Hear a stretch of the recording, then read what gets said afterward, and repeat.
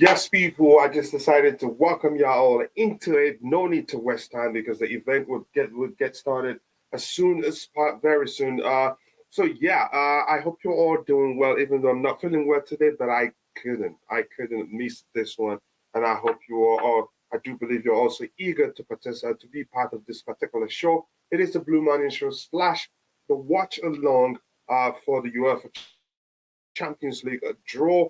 Today we'll get to find who will play in the semifinals and who will get to play if we make it through the semifinals. I hope you're excited for this one.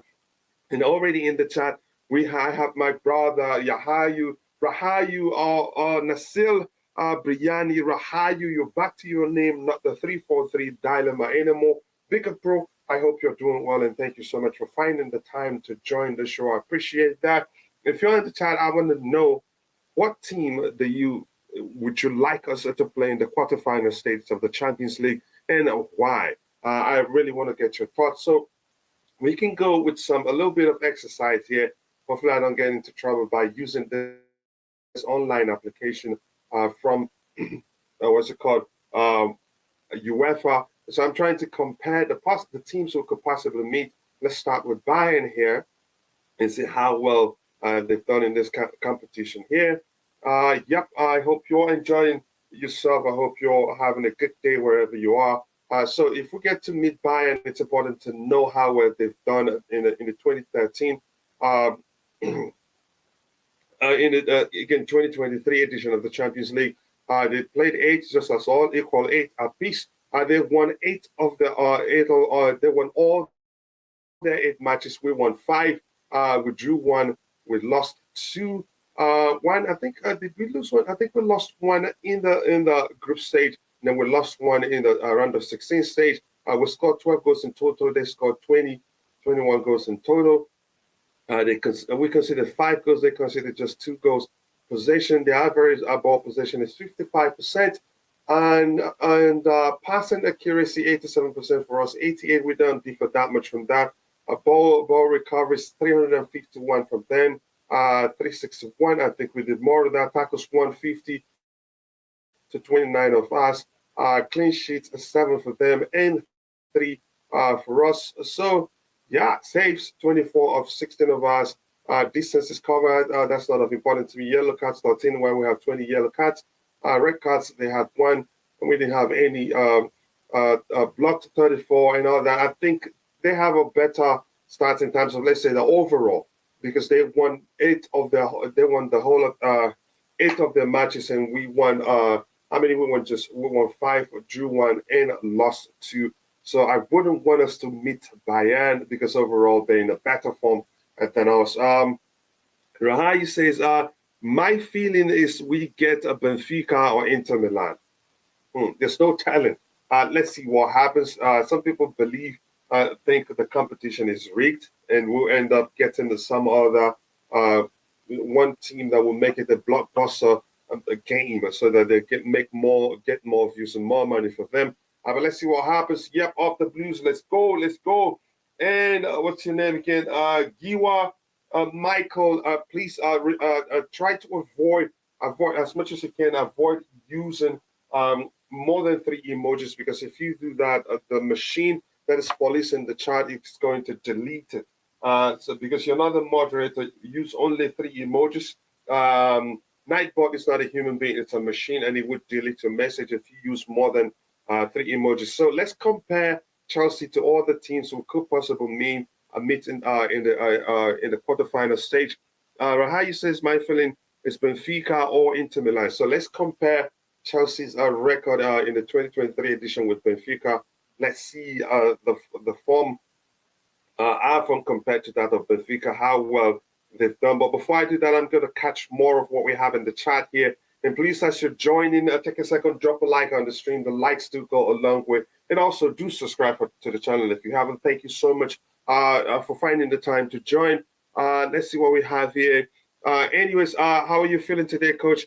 As you can see, my voice still sounds a bit, yeah, you could tell that I'm a bit under the weather, but a bit better. Thank you so much for asking, brother. I'm happy that you recall that I said I'm not feeling well. Chelsea versus Inter Milan, that's our fixture tonight. Let's see what happens. Madrid, Bayern. Okay, let's see if that comes to pass.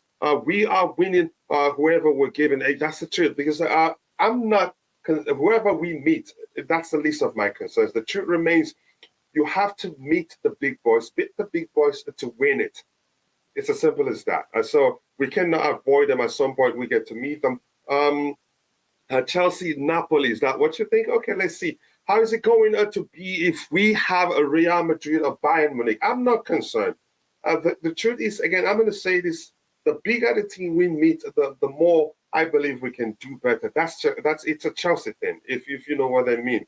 So I'm not really concerned. Milan, please, Inter or AC. Let's see what happens on Blue Blood. Big up to you, brother. I hope you're doing well. Thank you so much for finding the time to join. Hello, Coach. How are you doing? Because without you, we're not here.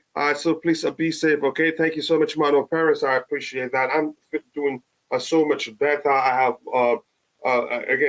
have enough energy. It's just that my voice still sounds weird, and I think I still need more rest to get as better as to recover fully. So here's let's compare Benfica's form to our form in the Champions League in this 2023. They played again apiece, 8 apiece. They won 6. We won 5 of us. They drew 2. We drew 1. They lost none. We lost 2. Yep. They scored how many goals? They scored 23 goals. They scored 12 goals. So as you can see, Benfica are actually in a better form. They've done better than us in the Champions League this season. So even though some people think meeting them will be easier for us, possession, the average, in that aspect were better. Pass accuracy were better. But here's where you have to pay attention here. You have to pay attention to the fact that out of the 8 games they've played in this edition of the Champions League, they won 6 of it. We won 5. They drew 2. We drew 1. They lost none. We lost 2. So people thinking that Benfica will be an easy opposition to play against, I don't think that will be the case. So we should be careful what we wish. So we've compared ourselves with Bayern. Bayern have done better. Benfica they've done better than us. So let's go for Inter Milan and compare our form, Champions League form, with that of Inter Milan and see whether they've done better than us or whether we've done better than them. So because the team's form in the Champions League is also important to look at. Good morning, my Chelsea family. I hope we are doing good. I hope you're doing good too. As for me, I'm doing well. Again, I have like I said, I have no priority as to which team I want us to meet. To me, whatever team it is, I believe we're strong enough to beat any team, any of the teams that would be part of the quarterfinals of the Champions League this season. If you're on the chat, let me know if you have a preference. I really do want to know. Good morning. Yep, I've read that one. And Coach, did you see Graham Potter's fan interview? Yeah, I saw he's listening. Samson Okuku, yep, he's listening. He's saying we're going to beat Everton, and then something like, I think something to the effect of, then we're going to try to win the FN Champions League. So he's paying attention. Maybe the mentality guy is telling him, yeah, we get it, that's your behavior, but sometimes you need to adapt to a situation. You need to, you can say, adjust your behavior. You need to you need to be open-minded. You need to be open-minded and adapt to a situation, and sometimes that will help you do well. So I liked it when I watched that, really. Correct me if I'm wrong. I think that's what you're referencing. If you're referencing something different, do let me know. I love this channel. I feel like a family here. Chadwick Evans, big up to you, brother. Thank you so much for saying that. I sincerely do appreciate that coming from you. Yes, we're family here, and you're so much appreciated. And Liam Lane, if you're watching, much love to you. I haven't forgotten about you, and I will find time to send you messages. But more importantly, as you can hear, we haven't forgotten about you. We played Benfica. Valid. Is it? No, I don't. It hasn't. Has the draw started already? Let me see. Am I missing anything? Let me be sure I'm not still talking here, and I'm not still wasting time comparing the teams while the draw has started already. Give me 1 second here. Let me do this.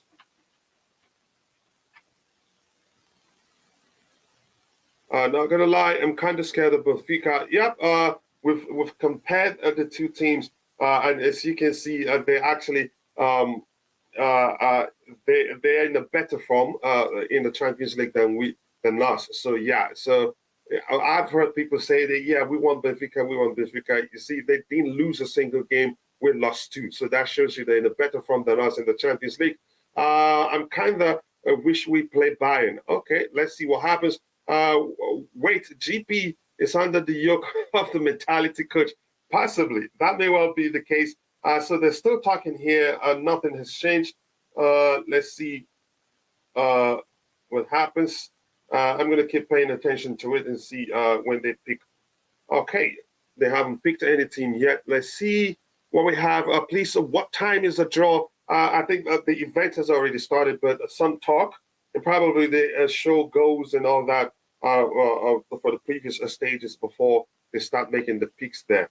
Let's see, Benfica and Bayern are definitely to be avoided. Yeah, I agree with you. I feel we will get Inter.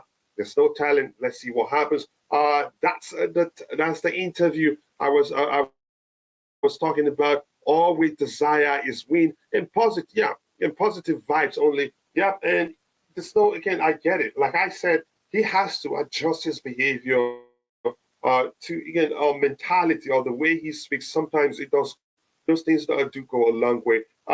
Sorry, I'm late, coach. No worries, brother. It's all good. Big up everyone. Big up to you too, Eugene. I hope you're doing well. And Brusky, more importantly, I hope you're doing well. Simon Okuku, I do hope you're doing well. Thank you so much for finding the time to join the show. And we've got knocked out by Benfica. Yeah, it's going to be painful to Enzo Fernandez, but I hope that doesn't happen. So let's look at our record, our form with Inter Milan. 8 apiece, yep, as usual. They won 4, so we won more than them. They drew 2, they lost 2. Okay, so when I think our form is better than them, so I hope we meet them. Even in possession-wise, we have 57 average possession. They have 48 average possession. Passing accuracy, 87 to theirs, 83. I think you can say we're in a better form than them. But yeah, let's see what happens. Compare ourselves to another coach in the country. What other team here? Manchester City. I want to see compare our form to theirs also. Let's see what else do we have here. Real Madrid is favorite. People don't have a respect. They have a most extra class of players. Well, you have every right to say that, and that's the truth. Top of the morning, Chelsea family. How's everyone doing? I hope you're doing well too. Thank you so much for finding the time to join the show. Good morning, Coach. How are you? We only should be concerned about improving our team. I trust Chelsea can win it again. Yep, we can. We're in it to win it, and we have the quality. They're capable of winning this competition as long as we play with the spirit to win it. Yeah, we have to show we have to play like we want to win it. We don't just have to go into games just with the fact with the thoughts that yeah, we have the better team and end up winning it. And after the teams we've compared ourselves to Bayern, they're in a better form in the Champions League than us.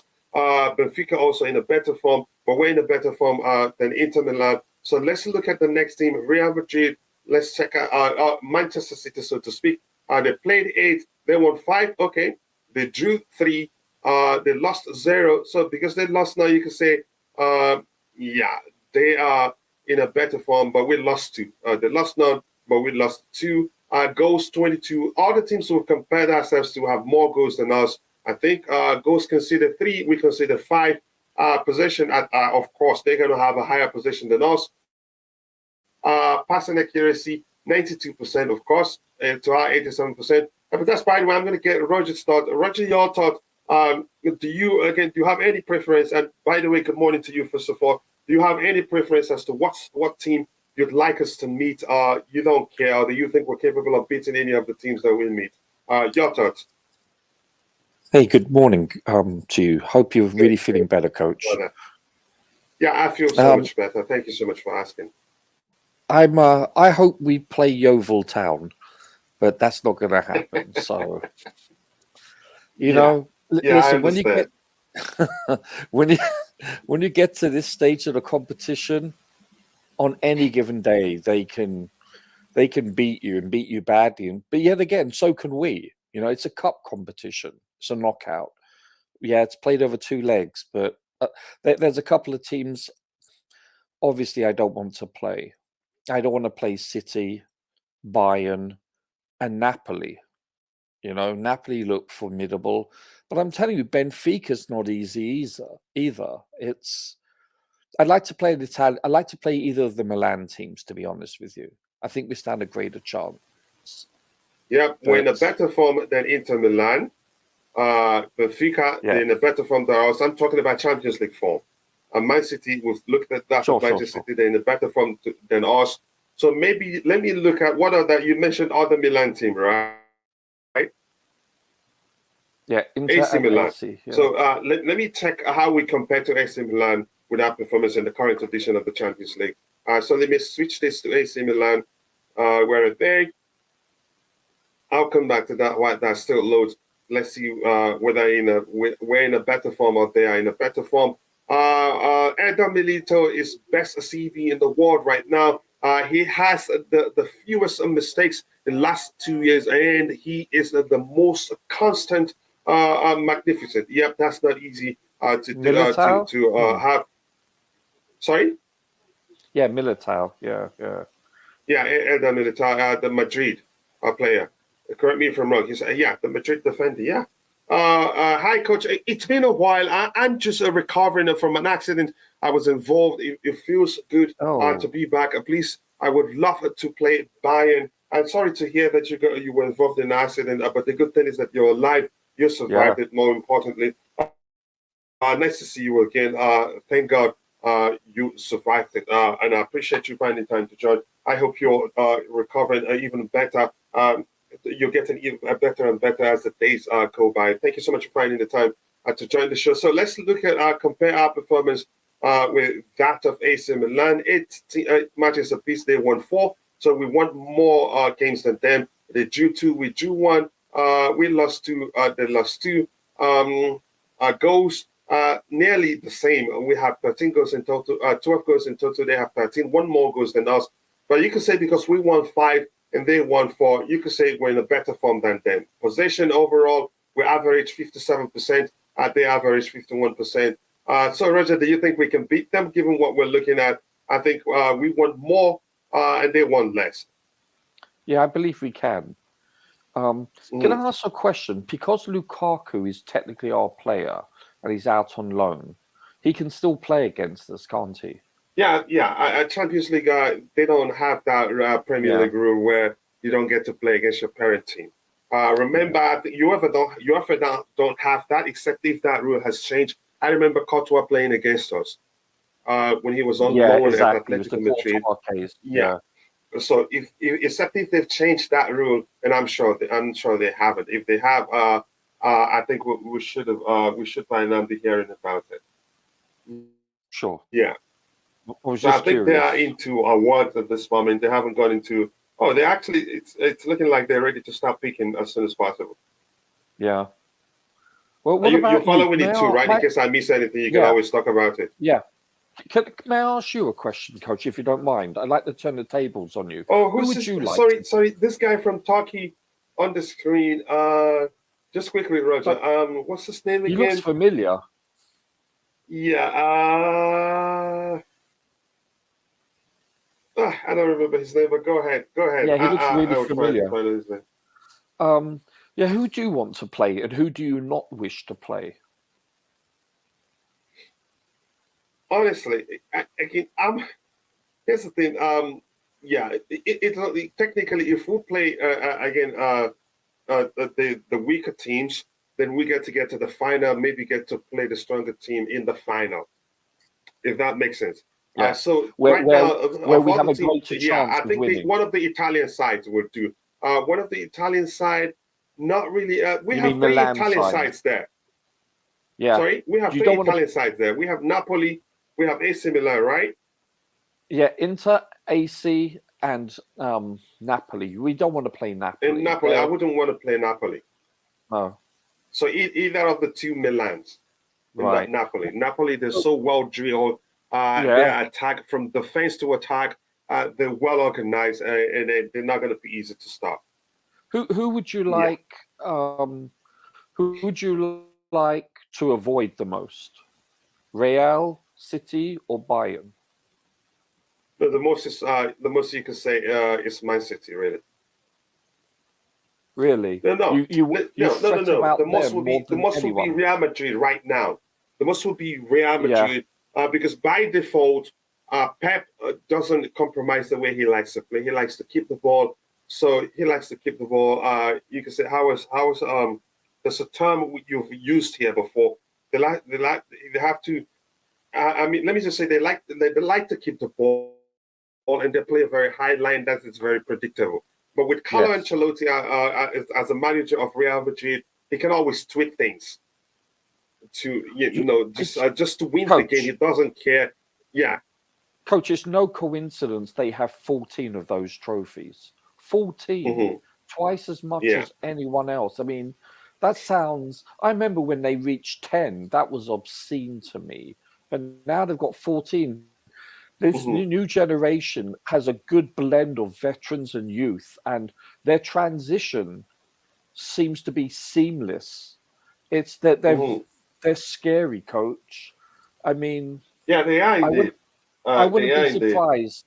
I wouldn't be surprised by the time I leave this planet, they would have 20 of them. I mean, they just look like a machine, and they're not worried. They've been there. They've done it.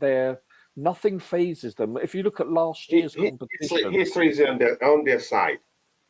Yeah, yes, and you know, once you've been there and you've done it, that's a big difference, Coach, to players or teams that have never been there. This is a huge advantage, and not only do they have that advantage, but they have depth. I think they have the best goalkeeper in the world right now. I think he's phenomenal. In Courtois? Yeah, last year he was. I think he's improved so much; he's unrecognizable, really. I thought he was good when he played for us, but he seems unstoppable. In the big games he produces, and he's invariably man of the match. He's just all over the pitch. I mean, Modric, time has not caught up with him, and then you have Vinicius Junior. That from 2 years. Vinicius Junior 2 years ago, when we played against him the first time, he looked like an average player. All of a sudden, he looks like Superman.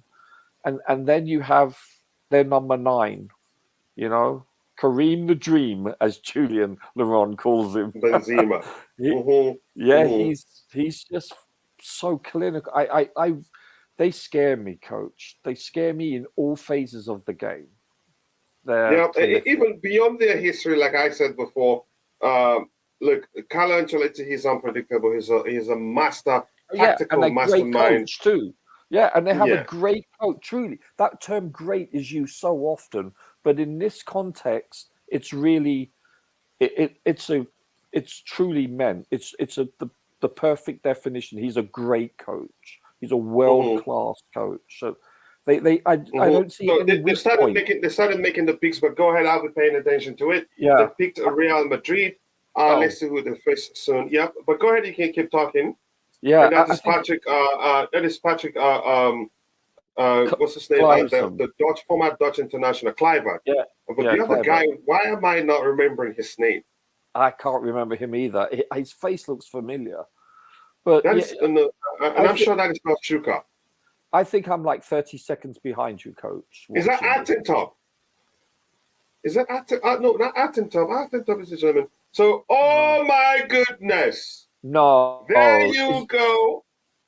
I think Chelsea, it's Real Madrid really? versus Chelsea. Am I wrong? Correct me if I'm wrong. Am I seeing anything different here? You're watching it too, Roger. You should be watching it so I don't mix it up. Yeah, but I'm watching it, I think, 30 seconds behind you. Okay, let me look at it again. Let me look at the picks again. This is the one team I wanted to avoid, Coach. Yeah, let me see. I want my money. Let me be sure what I'm looking at. Holy moly. Holy ravioli. No, if you understand, correct me if I'm seeing something wrong. Am I using the wrong stuff here? No, they've just picked where I'm watching. I'm watching BT Sports, so it's probably a loop. And yeah, Real Madrid's picked, and let's see who Patrick. Okay, they haven't picked the opposing teams. What did I see? Why did this freeze? Hold on. Yeah, Chelsea. We played Chelsea.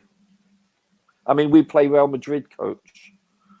Exactly. So I'm sure what I saw. So we're playing Real Madrid. Yeah, yeah. So I'm for the correct. third year in a row, right? This is the third year in a row we play them.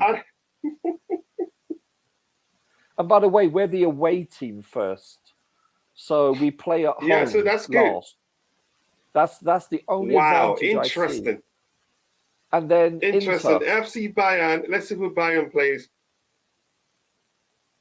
Well, I don't Inter's know. I picked, think this is. Then Inter's picked. Go ahead, Roger. You were saying something. Yeah, Inter Milan is picked. International, and they are playing. Let's have a look here. Benfica. So Inter versus Benfica is the second quarterfinal. Wow. Yeah, coach, wow, indeed. I'm bummed, coach. Yeah. Napoli play AC Milan. Okay, so I'm behind you by about 30 seconds. No, but that's fine. Go ahead. You can keep discussing it. Yeah, AC Milan is better for us. Yeah, but we're playing Real Madrid. Seriously, do want Benfica. We didn't get Benfica. Big up Kachila. Big up Bobby. That's Roger on the panel. The Prince, I hope you're doing well. Yep, our opponent is Real Madrid. As you can see, I've talked about that too. I agree, Roger. They do it a little bit different. You know, some people think this is rigged. But it's some incident. The last draw, I think there was an issue that has to be redone because I think something happened. The Manchester United complained. Yeah, so there's a chance they want certain teams to beat Bayern, coach. Man City play Bayern. What that's that you could say that's the strongest pairing so far. Oh, by far. By far, yeah, that's just Man City. Yeah, ONG indeed. When I saw it, I couldn't believe it. I thought maybe it was still. Oh, I'm not sure what I'm looking at. Coach, yeah, but that's the coach. I feel like I've been punched in the solar plex, and then AC Napoli. Here's the thing: we have a problem. We have to sort out our midfield as quickly as possible. Maybe with N'Golo Kante back, would be better off there because our midfield defensively, their contribution is non-existent. So I'm concerned there. And yeah, I think you've observed the same thing. I think we both talk about the same issue. So yeah, let's see the rest of the draws when it shows up on the screen here. But Chelsea were here to AC play Napoli, coach. AC Milan, yeah, I've seen. Yeah, AC Milan play Napoli. Yeah. That's yeah. So now if it was Inter Milan, then it's the Milan derby all over again. So now they're going to determine the semi-finals. Yeah. So it's probably going to be like match 1 versus match. So it's the winner of quarterfinal number 4, which is AC versus Napoli, right?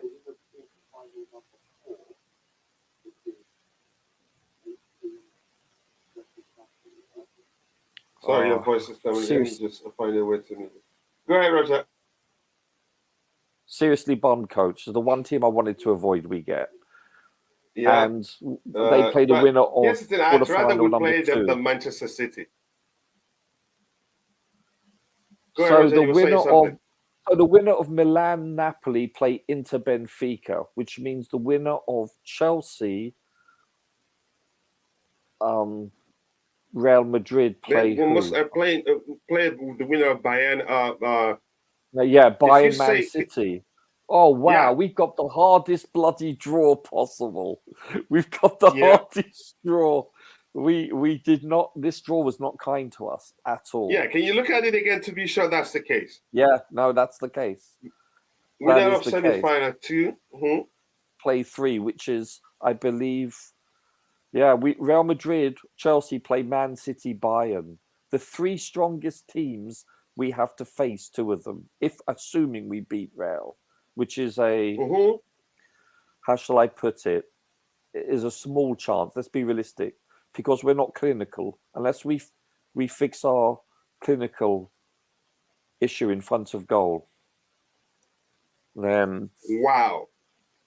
coach, this is the worst draw we could have ever imagined. You know that. It is indeed. It is crazy, really. It's not too much about tactical tactics. They have quality. Yeah, that's the truth. To score goals from two passes to too much individual quality. We have quality too, but we have to believe we can win it to ever win it. Which Rudiger, means if we do win it,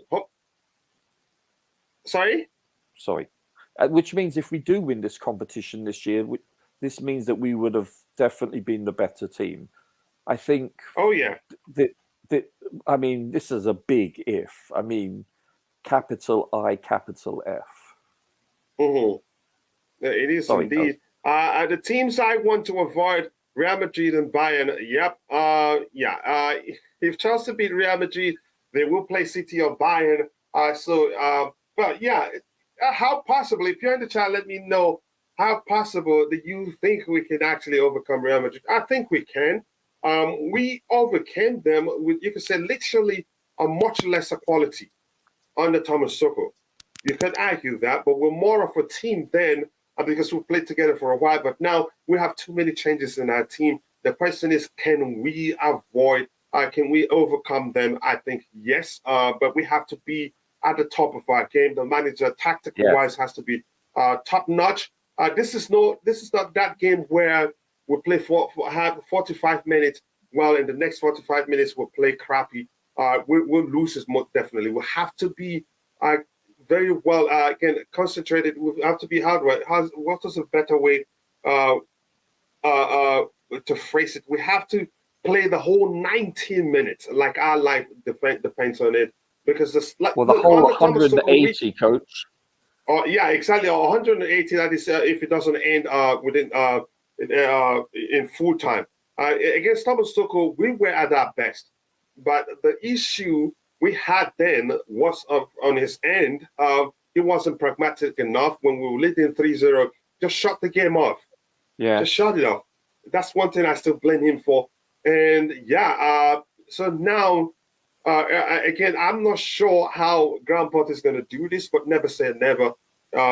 He's the manager here, so he has to start drilling the team to be able, pick the best, know the best 11, and start playing them together for a while now. If he's going to make changes, it has to be less. He shouldn't be making too many changes. But your thoughts, Roger, how are we going to overcome them? Because we can. We have the quality to. And we have Kante back, which means we'll be stronger in the midfield area. That's it. Yeah, that will make a whole lot of difference. But your thoughts? Yes, you summed it up. Once N'Golo returns, he's going to be match fit by the time we play Real Madrid in 3-4 weeks' time. So this is a blessing. This is truly a blessing that we can actually have him ready. Well, actually, we have one game left by the time we return. I'm assuming, at least by the second leg, N'Golo Kante will be match fit. So this bodes well. This really does. He's the difference maker, coach. You know, without him, I don't think we stand a chance. With him, he should make the difference. Depending on the formation we use, 3-4-3, 3-5-2. I'm assuming we're going to go to a back three. The keys to us winning is by playing solidly defensively without conceding, having a strong goalkeeper. And that starts from the midfield. Yes, it does, sir. Yes. Wow, go ahead, Roger. Sorry, I didn't mean to cut you off. No, and listen, I think a good way to defeat them, or at least keep them at bay, would be to possess the ball more often than not. You know, win the challenges and be clinical. I think we're going to have few chances in front of goal with them. So we have to make it count. Also, another thing we have to remember is we have our right centre back, back, which makes a big difference, coach. I think realistically, Wesley Fofana I'm talking about, I think he's going to be a big key for us if he can stay fit.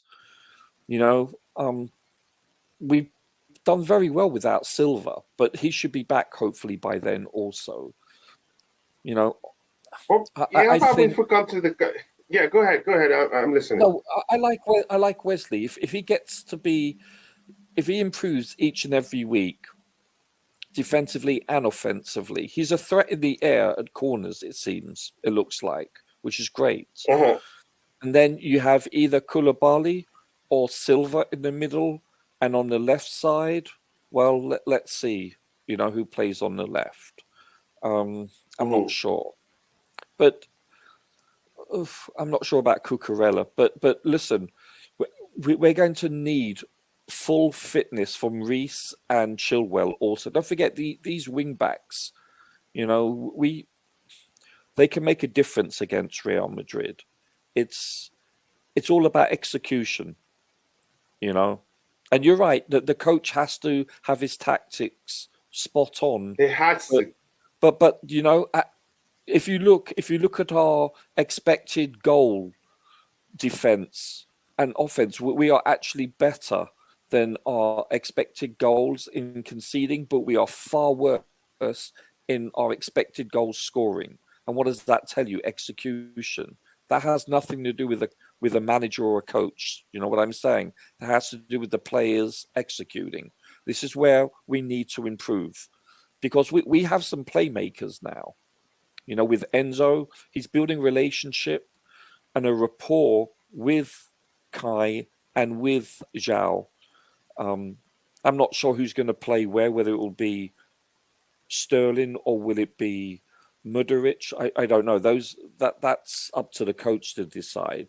But if we can stay healthy and build a rapport prior to playing them, we could be, and this sounds really corny, but we could be, shall we say, gelling at the right time and playing well. So we're actually, what's the term I'm looking for? Where you're reaching your crescendo when you're improving, and that's what we seem to be doing over the last 3 games. If we can continue this trajectory in improvement, then we could put up a good battle for them. But listen, let's be realistic. We have to play at our best, and perhaps they have to have an off day for us to stand a chance to go through to the semis. Let's be realistic here. Yeah, now is the time to start preparing for this game. And here's what I want to do. People in the chat, I'm not going to be reading too much. If you can hear my voice, you can sense it. I'm still a bit under the weather. And if I try to talk too much, it doesn't help. I'm a bit stronger because we haven't streamed for 2 days now. I have to take some time off and sleep very well to make sure I'm ready for this particular show. But I'm going to wait. I'm going to scroll to the very bottom. And apologies to members and to everyone else in the chat. They are killing the English teams. Somebody said something, Roger, but given that incident, the last time we followed the draw, the UEFA had a draw, would you say that, does that give you, you could say, the thought maybe that somehow this is rigged? No, I don't believe in these kind of conspiracy Well, how theories. about that incident that Man City, I think Manchester United had to call, was it Manchester United that had to, object that they redid stuff? So it was there was some measure of you can say inconsistency. Let me just use that term. Sure, I get it, and there are mistakes made. There are errors made. In I can't recall the actual precise reason why they had to make the redraw. But it was something that was deliberate. Whatever happened on the day was deliberate. That it was making people go. You see, all this while we knew the whole process was rigged. But I'm not sure. I don't remember what the incident was again. Because I've heard some people, especially my bro, H, who said, if we meet Real Madrid, then truthfully, this is rigged. Because that seemed to be the case. For instance, there was a time it was always Austin Barcelona. And that's because, exactly. That's because there's been a strong, that's because you could say the initial draw, the initial meeting between the two clubs you could say, set the foundation set the stage for a great rivalry between the two clubs, the two European powerhouse We had the biggest, one of the best teams in Europe then, and they had one of the best teams in Europe then. And it's just like wasn't it 3 seasons in a row? Something It was like Barcelona that. And we this played season, them in the Barcelona next. semi-finals often. Yeah, exactly. Yeah. So This will be I don't know. this will be our third year versus Real Madrid, I believe, because we beat them Yeah, in it is. semis The year we won it 2 years ago. Yeah, the year we won it, the year after, and this year also. So, but I don't know, but even if that's the case, let's move on beyond that. Let's get into talking about now is the time to start preparing for that game, which means that the manager has to start paying attention to his selection. Give those that you think that you're going to play on that day, although there's no way knowing by now, but at least you have to start selecting your team now. Give them more game time so that they can gel. I don't know how it's to phrase it so that it makes sense. That you said that perfectly well. I think you need to start preparing for this Real Madrid game by playing your intended 11, assuming they are healthy, of course. Your healthy 11 that you will be starting, and then obviously substitute a certain amount of players based on what the medical staff tell you. Obviously, N'Golo can't play 90 minutes when he first comes back. He'll probably start with 20 minutes, then maybe 45, and then 70. So, whatever the medical staff deem is relevant for each player. With regards to N'Golo, I have no idea. The medical staff will determine that. But you're right. The manager needs to start preparing his best 11 with which he wishes to confront Real Madrid with. I think that is the main objective, and then coincidentally also trying to get into a top 6. Top 4 is not possible. It is mathematically, but it's unrealistic. But we need to at least make the Europa League next year, so that if we do only get 5th or 6th, then we could at least enter the Champions League the following year by winning Europa League. This is imperative, in my opinion. Anything short of that is a failure, honestly. So, are you there, Coach? I can't really see you, but yeah, I'm here. I had to go off the camera to cough, as you can see. I might try to say hard. My bro MCIG, big up to you. I hope you're doing well. Thank you so much for finding the time to join the show. Big test to us, big test for the players, big test for the manager, more importantly, because I think there's enough time. What date? Actually, I think there's enough time for us to prepare for that game. No matter how you see it, at least we get to see Hazard and Rudiger. Probably they will give. Maybe that's a game Hazard gets a start. Because they know at home, at the bridge, he probably gets a start, just like what Zidane did, because he'd feel at home. He'd have the confidence to do well against us. We got Mari. Yeah. Let's see what else we have here. Good morning to you too, Chama Joseph. I hope you're doing well. If we win UEFA Champions League, Graham Potter will be walking out as a top coach. Yep. Even if he gets to the final alone and do well in the final, let alone not win it, I think his reputation will improve. His pedigree will improve. His resume will be improved, if that makes sense. But I think we should aim to win it. We should aim to win it. Let's go. Yes, Steve Chelsea, thank you so much for finding the time to join the show. And if you're in the chat, I want to get your thoughts. How do we prepare for this game? Because the preparation, like Roger said, starts now. What can we do to overcome Real Madrid? Because we're capable of doing that.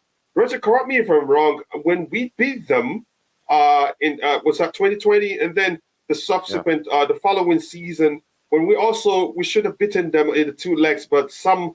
I agree. Because we made an error. I think it was. The goalkeeping error in the first leg, and then the second leg, the manager wasn't pragmatic enough.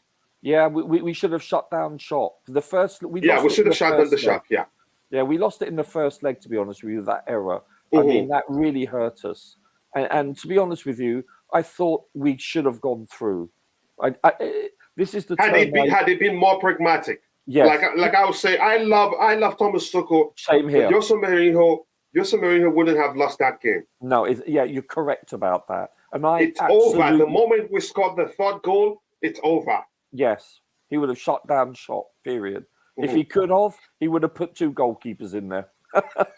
You know, to be honest with Yes, you, the simple thing he usually does will be to drop deep, really, really deep, and prepare to hit you on the break. And sure. could have gotten the chance to hit them on the break and got more goals. But the question I wanted to ask you before I say that, people, I'm not going to be reading too much because I'm not fully fit yet. I'm half fit. Let me just phrase it that way. When you say we have a stronger squad than we had then, the difference would be that we had the squad that played as a unit because they've been together for a while. But Yeah. now you could say we have more talent. Yeah, you go ahead. Yeah, I think that's a fair assessment. I really do. Mhm. I thought when we lost to them last year, I thought it wasn't the fact that Real Madrid won the game. I thought it was more the fact that we lost it, if that makes sense. We were the better side. Yeah, for long stretches. But I get it. The argument will be the better side won. Yeah, But true. but go ahead. But they did the same thing against us, against Man City, and was it Liverpool? That they were actually the inferior team for the most part, but they scored when it counted, and they did this in 3 consecutive, draws. So you have to give it to them. But they have that mentality, that winning mentality, and this is what scares me. We're going to have to play very well. And that season that they won it on multiple occasions, they came back from behind. Yeah, against City, they against overcame Liverpool. deficit. So that highlights what your point that they had. You could say they had the mentality. This winning Never mentality. say die out spirit. They're never phased, coach. They are never phased. Listen, you're 3-0 down at home and they still came back. That's phenomenal. That mindset to be that Mudaric, and never say never. You're right, coach. And you're right. Do we have more talent now than we did last year? On paper, yes. But they're young. They're not. We don't have let's be honest here. Our coach is inferior to the coach we had last year. I mean, Tuchel, I think, is world-class coach. Potter has yet to even prove himself yet. The players on paper are bloody good, but they haven't gelled yet. It could take 1 or 2 years for them to become a true team. So I don't know, coach. This is the one team I didn't want to face. I'm being honest with you. Yeah, I honestly did not want us to play them. I have to speak the truth here. And Choma says this draw sounds like it was fixed. I don't want to laugh too hard. I'm gonna listen to HH, my bro, who already said on Twitter, if we get draw again, if we draw Real Madrid, then it is obviously fixed. But that's, by the way. Let's see, Snakes. Let's see what else we have. Yeah, I wouldn't call her Hazard Snake, but we know who's the snake there. Contrary to popular opinion, I think we can beat Madrid, and I'm more worried about Man City and Bayern. And when you asked me that, Roger, you remember I said I told you I'd rather Man City, right, than Real Madrid. Yeah, so do I actually. Yeah, because of what's his name? Because of Carlo Ancelotti's tactical acumen, if you want to phrase it like that. But for Man City, we know how they're gonna play, and if we prepare well, believe me, we can overcome. And I think on one occasion or 2 occasions we've been able to stop Haaland. Yes. But those occasions, were they on the Thomas Tuchel or on the?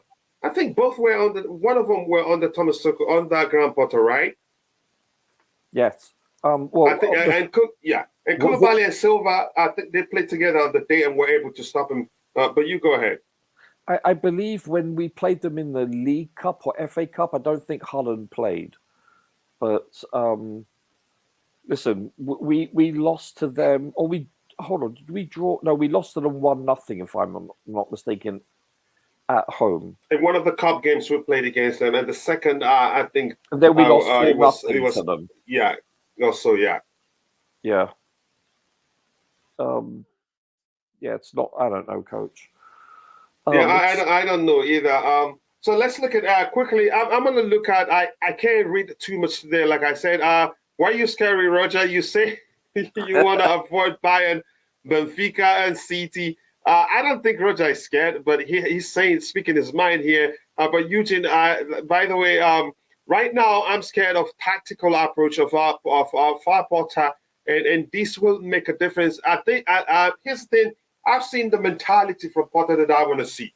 That interview means a lot to me.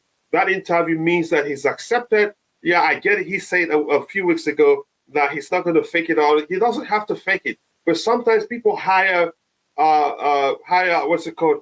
Speaking coaches and something like that, speaking coaches and behavioral coaches just to help you adjust your behavior a bit to adapt to a certain situation. And for him to have said, we're going to try to beat Everton, say something that has said, then we're going to win, we're going to go ahead and win the effing Champions League.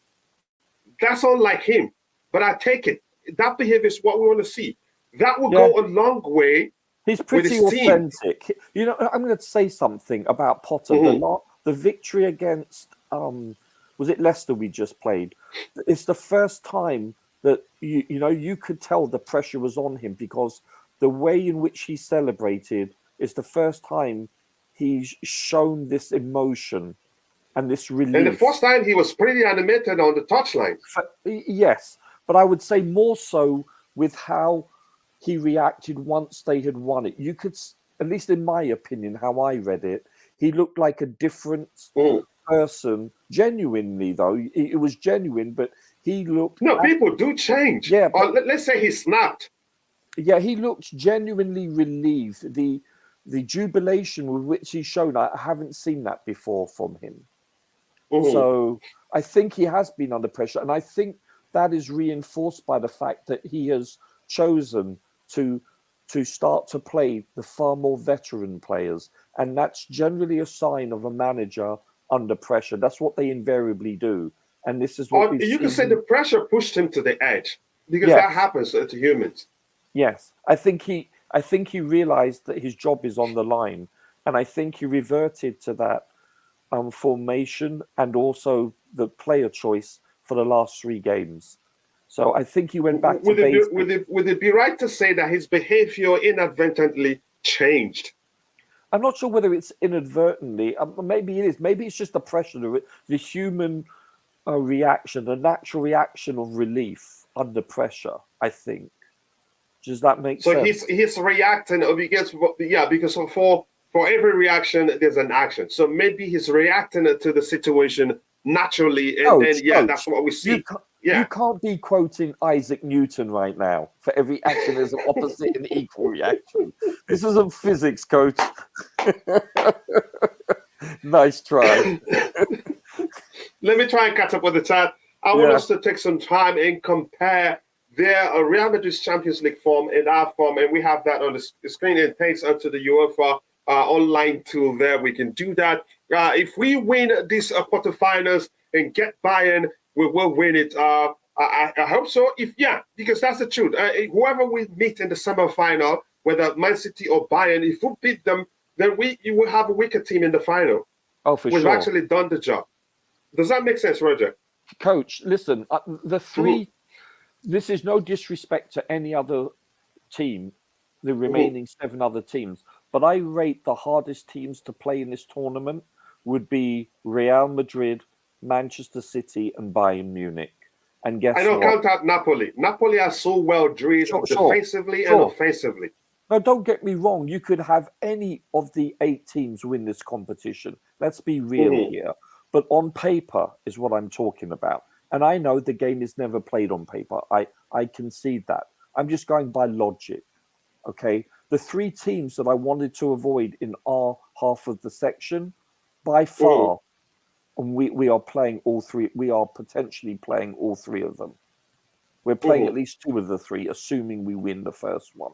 This is like a draw that has gone horribly wrong. Horribly wrong. Yeah, it is. I get it. Let me catch up with the chat. I'll come back to the panel in a bit. What a draw, a little sketchy. I go more things. Choma says, how can they have all the Italian teams be on one side and all the tough ones on one side? I think all the Italian teams, I'm not sure. I don't know the structure of the whole process. I just wait for the structure the draws to happen. To me, I'm going to say still, maybe I need to take my time to go investigate what really happened the time the Man United cried foul that didn't agree with the draw. So I think it was Man United. I have to go look at it and say, and then draw a conclusion as to whether there's something fishy going on behind the scenes. Because the truth remains, the bigger, again, the stronger the pairing, the more money they make, if that makes sense. That is what happens when people act like a god, and when they don't have respect, now God punishes us. No, they're not. UEFA hates us, says the beautiful game. In capitals. Yeah.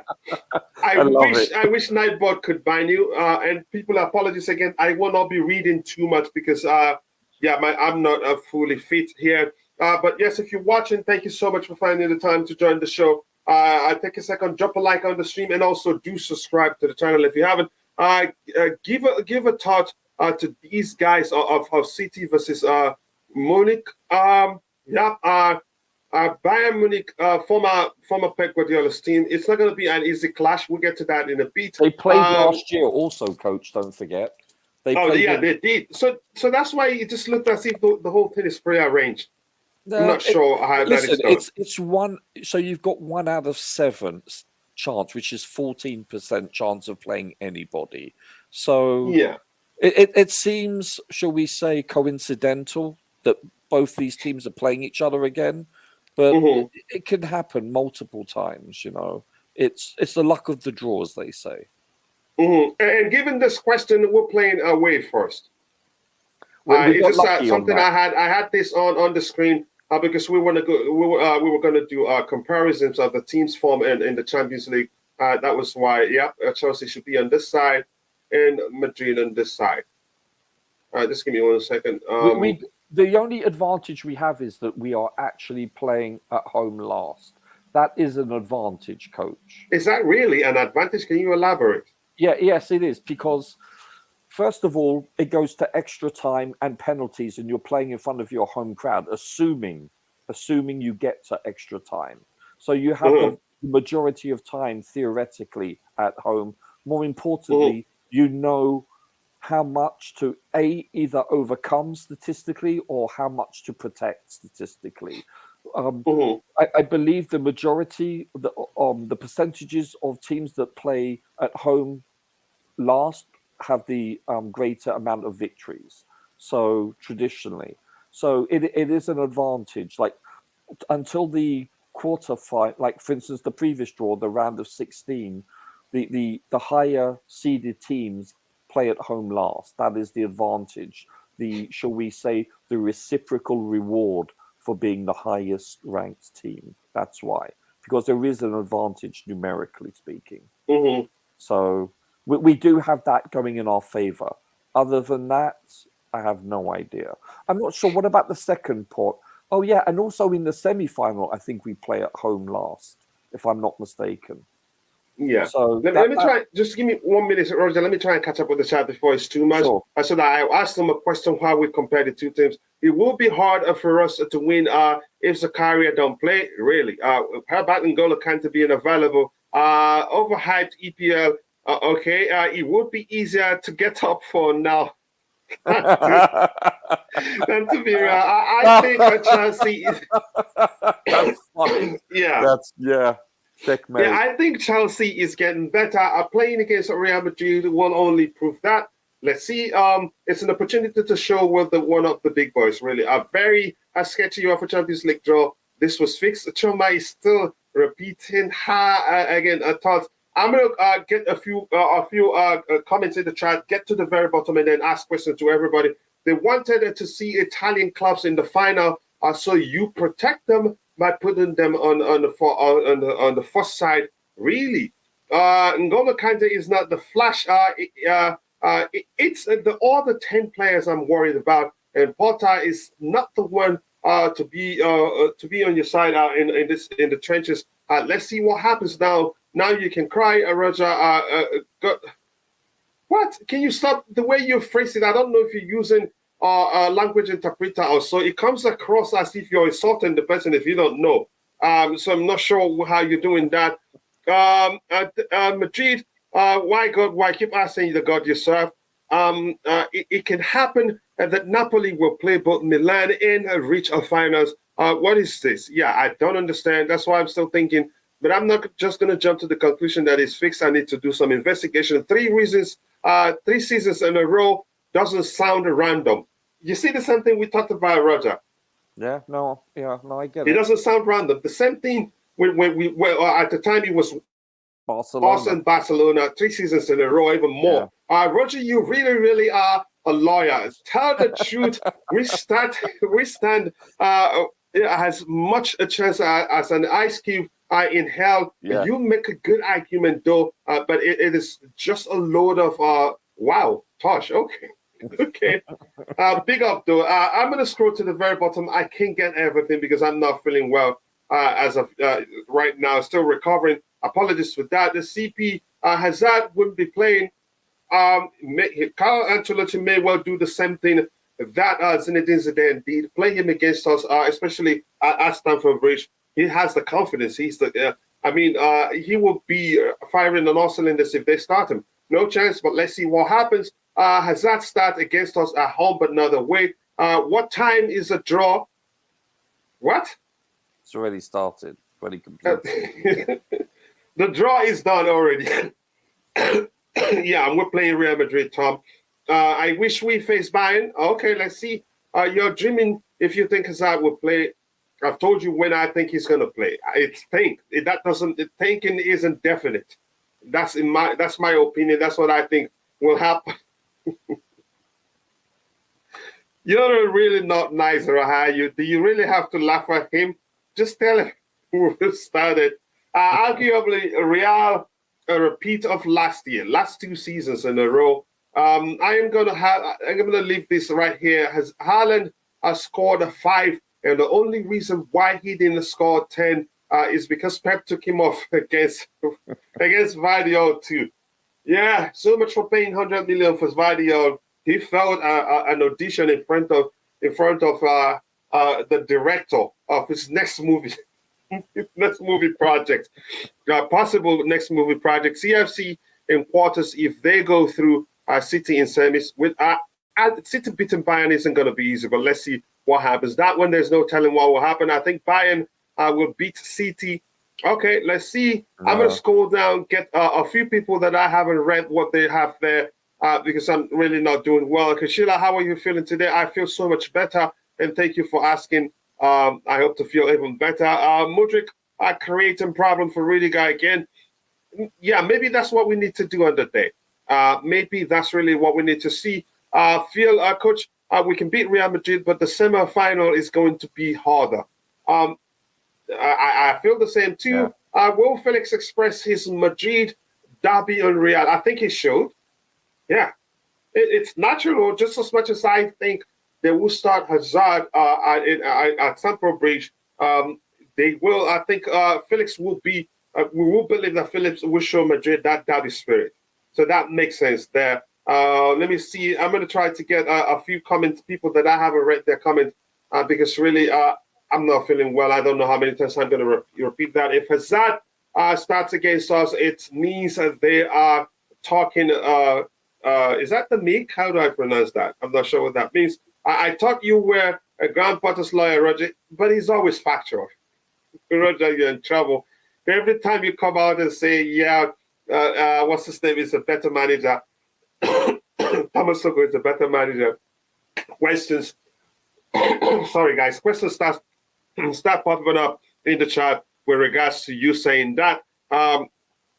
We play under 21s and concentrate on the league, maybe. Big up, guys. Only just waking up. Looks like we are out of the Champions League already. Big up, Bobby. I appreciate you, and thank you so much for reminding me to schedule this show.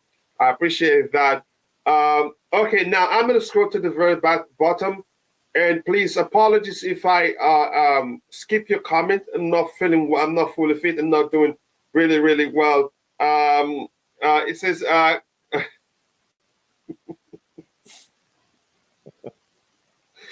Oh my goodness, Coach! Are we playing away? We're playing away first. Yeah, we're playing away first. They start playing home first. I think that's what it is. What a repeat and last season of facing the same team in this. No, it's not random. I would say that too. I don't think we should be scared of Madrid. I'm not scared really. We have the quality to beat them. We have to start preparing now. Yeah, that's how I see it. And I was worried about Potter facing an elite manager. Looks like he decided he wanted the granddaddy of elite. What was his record against Don Carlo at Everton? I don't remember really. I don't remember. I see something building with Potter now that Mount is is out of the team. The team is playing for Potter. Sterling and Gallagher was the first two players to put forth the effort to Potter. Really? Okay. And this is Jamoni Kingsley. I don't really think much about football because I am busy with many things. Busy is good because bills don't pay themselves. So I totally understand. I dreamt last night that Chelsea drew Madrid and ended up winning the Champions League. I hope you dream soon and let us know whether we're gonna overcome them. So please dream again and let us know whether we overcome them or whether they overcome us. I want to know. Why City Bayern? I don't know. It's not up to me to answer that question. Real was certainly no CFC are dangerous. Bayern beaten 2 seasons ago, and last season just about managed. Yeah, last season they were just lucky. I have to say that. What do we say? The draw not die. Nobody lie. Nobody lie. The draw that die. Nobody lie. Chelsea can beat any of these teams, but we have to be ready. So I'm going to scroll to the very bottom, but I want to get a few comments here. Coach, don't try and investigate. Beware of Italian underworld. Investigation isn't asking anybody questions. A lot of stuff are online. Enough. Even the video of that particular one where that incident happened, it will be enough for me to start the investigation. So I don't need to ask anybody anything. I received an inspiration, Coach, and to unveil it to all the Chelsea fans here to win this Champions League, we have to trust the process. It's as simple as that. Whoever the manager is, we have to support the manager. The manager right now is Graham Potter, so we have to support him. The anti-pressing merchants are planning on going into this game with Mudryk or Felix instead of Mount. It's not up to me. The manager makes the selection. If Mount shows good fitness, good form before then, he gets to start if he's still part of the squad. It's as simple as that. Nobody's anti. Again, how did you phrase it again? Nobody's anti-pressing here. Nobody says Mount's pressing is an issue to me, but a lot of people think it's an issue. But to me, you've heard my argument with regards to what I think about Mount. But we're not going to get into that argument right now. We just need to start preparing right now. Big up Kachila, Roger, and everyone in the comments. A tough draw for us. As for Porter, a lot of work needs to be done on the training ground. I don't know if Porter has the right mentality to beat Madrid until proven otherwise. I think the same too. So right now I'm going to scroll to the very bottom. Apologies to everyone. I'm not feeling well and cannot get everybody's comment. Hope you stay strong. Take your vitamins and the land minerals. Thank you so much, brother. And like I've told you, whenever you're here, if you're a mod, you catch critics. All my blue brothers that have a YouTube channel, you can always share the link to your channel. And once I get to your channel, I'll talk about it and get all our blue family members there in the chat to go check out the channel and subscribe because we're one. We support the same team. Don't worry, Potter will weave his tactical magic and all our Champions League dreams will come true. To me, my thinking right now is that we're going to overcome Real Madrid, but it's going to be really, really dirty. It's going to be really, really crappy, but we will overcome them. I think that's what Potter is capable of doing. I'm missing am I missing something? It says on UEFA website City versus Atletico. Maybe you're looking at the old one. I'm not sure. City Bayern. Not sure. Atletico didn't even make it to that stage this season, so I'm not sure. So basically, Chelsea have to play five within a 4 minimum. I'm not sure I understand that, Ken Boy. So basically, Chelsea have to play 5 games with winning 4 minimum. I'm not sure I understand that. Can you elaborate? I know what he means. So we have Go to ahead. play to actually win this competition. We have to play 5 games in a winning form. So yeah. Oh, okay. Now I get it. Yeah. Okay. Now I get it. Thank you so much for helping there. And my bro, Couch Critic, if you have time, please do share the link to your channel so people can go check it out. I can't say too much this morning because I'm finding it difficult to speak really because I'm not feeling well. But if you haven't, go check out Couch Critic's YouTube channel. Click the three dots to his name. Click on go to channel. Go there. You will not regret it. Believe me, and you will thank me later. And if you live close by, you will take me to a bar and buy me beer. His analysis of football is excellent, and believe me, you will enjoy it. But I hope he shares the link to his channel so to make it easier on you. Let's see what else you have here. Roger, agent of okay. After last season Champions League final, Ancelotti was asked which game was his toughest game, and he said it's always a difficult playing Chelsea, and that in the Champions League has been their toughest opponent in the Champions League. That is no lie. Go ahead, Roger. You wanted to say something. I wasn't aware of that. I didn't realize Ancelotti said that. I didn't know he said that either. I didn't know that. This is a massive opportunity for Potter. Yep, that's the way I see it. Prove yourself. Prove your tactical mastermind. Because, let's see what happens. If he slays Don Carlo, he's here to stay. It's as simple as that. Big up all. Enjoy the boy. I haven't seen you in a while. I hope you're doing well. Thank you so much for finding the time to join the show. To be the best, we need to beat the best to win it. It's as simple as that. Sorry for remixing it a bit. Yep, to be the best, we need to beat the best to win it. I remixed it. I hope you allow me to do that. Congratulations to Napoli for making it to the final already. I wouldn't call you an anti-person, Martin Kachila. I am referencing to the person in the chat that called me Preston Martin. Okay, you go ahead. Even if you call me that, it's a debate, and I just have to defend myself, brother. Much love to you. So I'm going to scroll to the very bottom. I can't get everybody's comment. And Kimso is my bro that I haven't seen for a while. I hope you're all doing well. Chelsea Blue coach Real again. This thing really scripted. It looks like it. You could argue that. Lucky Omokoro said Courtois is before the draw said he didn't want Chelsea and Man City. He wanted a soft opponent this time around, but unfortunately, it's a Chelsea again. And the truth remains, as much as we're concerned that we're playing Real Madrid, they're concerned that they're playing us too. I know the argument will come up, we have too many new players, new managers, probably not that experienced, but Carlo Ancelotti, his experience, again, I know the biggest lesson he must have learned as an experienced manager is not to take anything for granted. That's the start of being a good manager. Coach, go ahead. That's a really good point. I'm pretty sure Real Madrid don't want to play us either. You know, I don't think we're perceived.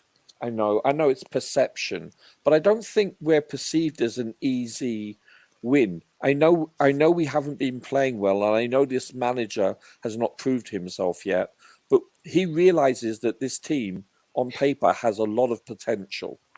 So he probably doesn't want to play us either, realistically. Yeah.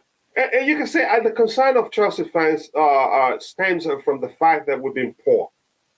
Yes. Again, you can say, of late, we've seen an improved form. We've seen an improved overall performance from our team. But before, So the whole concern stems from the fact we were how many games in a row before we won the first, second, and the third one in a row. So people still, even though you can say the abuse, you can say the call for Graham Potter to be fired has subsided a bit, but still the concerns remain. So that's why if we continued the way he started, because his start to life at Chelsea was actually near perfect in terms of results, not looking beyond numbers, wins and draws and all that. Had they continued until now, I think we'll be saying bring on Real Madrid. But because we had a period of bad performance that stretched to up to how many games in total? More than 12 games in total. That's where the fear of Real Madrid stems from. And I like it like that, actually. Maybe we're going into the game knowing that we have to be at our best to win it. We will not be going into the game with the confidence we're going to win it. That's when I think I expect a good result. Kim So, I hope you're doing well. Thank you so much for finding the time to join the show. It says Rudiger will be back. Yep, Hazard will be back. Courtois will be back. It's Vini versus James Affair again. Coach, I need to see the viewership stats with Chelsea and Real 3 seasons back. That's part of the investigation. I get where you're coming from. Does Ancelotti use data in his tactics and decision making? Because RGP does like data over. I like data over everything. I agree, but I think Ancelotti uses data too. For him saying, looking at Modric has 3 goals in the Champions League and is pacey, and also how many chances certain players create. It's still data. Yeah, but I think we're more. But I we'll don't mention it. Yeah, go ahead. I don't think Carlo Ancelotti is 100% data driven, but I think he utilizes data to a certain extent, and I think you can. But he doesn't just call it. He doesn't just say bring the numbers. Let's look at the numbers. Exactly. He uses he brings in to his mindset many different aspects. I would say formations, vulnerability, data to a certain extent. Just many things that he brings in. I think he's a manager. Listen, he is top 5, top 3 in the world. Listen, not just tactically, but also how he controls and manages personalities. He's a great man manager. He's a great tactician. His tactical acumen is strong. He's across every dimension of coaching / managing. Very, very pragmatic too. Yes, when he has to be, he's. This is why I was stunned that we fired him the second season. I was befuddled by that. I don't want to get into that, but I think it has to do with the ego of the owner then. Yeah, listen. This term "great" is used so often, Coach, but it applies to him. It applies to Carlo Ancelotti 100%. I think if you ask anyone in the world of coaching, they will all concur that he's a great manager in many ways. I think that's a given. You know, I think he was a good / great player also, and he was. And listen, it's not easy to control that Real Madrid locker room. There's a lot of egos, a lot of high expectations. He can do multiple things, you know. And Chelsea's locker room, don't forget, at the time, it was very player driven, and you notice Chelsea didn't down tools with him. They respected him. He's an exceptional manager, and we may not see the likes of him for a long time to come. I respect him immensely. And plus, also he's progressed. Unlike Jose Mourinho, exactly, who hasn't been. The argument will always come up that he's not progressive enough. Carlo Ancelotti, before time, he's been able to mix good football with pragmatism. He evolves with the game. He evolves with time. But even his AC Milan team at that time was into keeping the ball. You could say, I think he has a very unique approach to the game, and I don't know how he's able to do it. Pragmatism plus beautiful football. Serious question now need to be asked about why Zakaria, Mount, and Alba weren't being involved in recent matches. I'd prefer that spine for this tie. I think they need to be a part of the Mount, also part of the question, obviously. But I think given his form and plus the last time was the reason given was that he wasn't feeling well, or so he has an illness or so. I don't remember what the case, but Alba should have been a part of the UEFA Champions League squad. I'm not sure why he was left out. Real Madrid again. Wow, that's a question we've all been asking here. Chelsea lost one of their 7 games against Real Madrid in European competition. Indeed, they have the lowest percentage of losses against Real Madrid, 14% of any side to have played them 5 times. Wow. Last season, we beat Madrid and could have beaten them in both legs. So we have a good chance. We do have a good chance, I believe that. Chelsea will play 9 games in April. Aston Villa, Liverpool, Wolves, Real Madrid, Brighton, Real Madrid, Man United, Brighton, and Arsenal. Thank you so much for bringing that up. Maybe I should do a YouTube shot on that one. I think people will like that. Let's say if we manage to draw a 1-0 victory at the Santiago Bernabeu, we will make it harder for them at home. Here's the thing. One thing I've learned when Graham Potter applies his tactics, it's usually ugly, but he gets the result.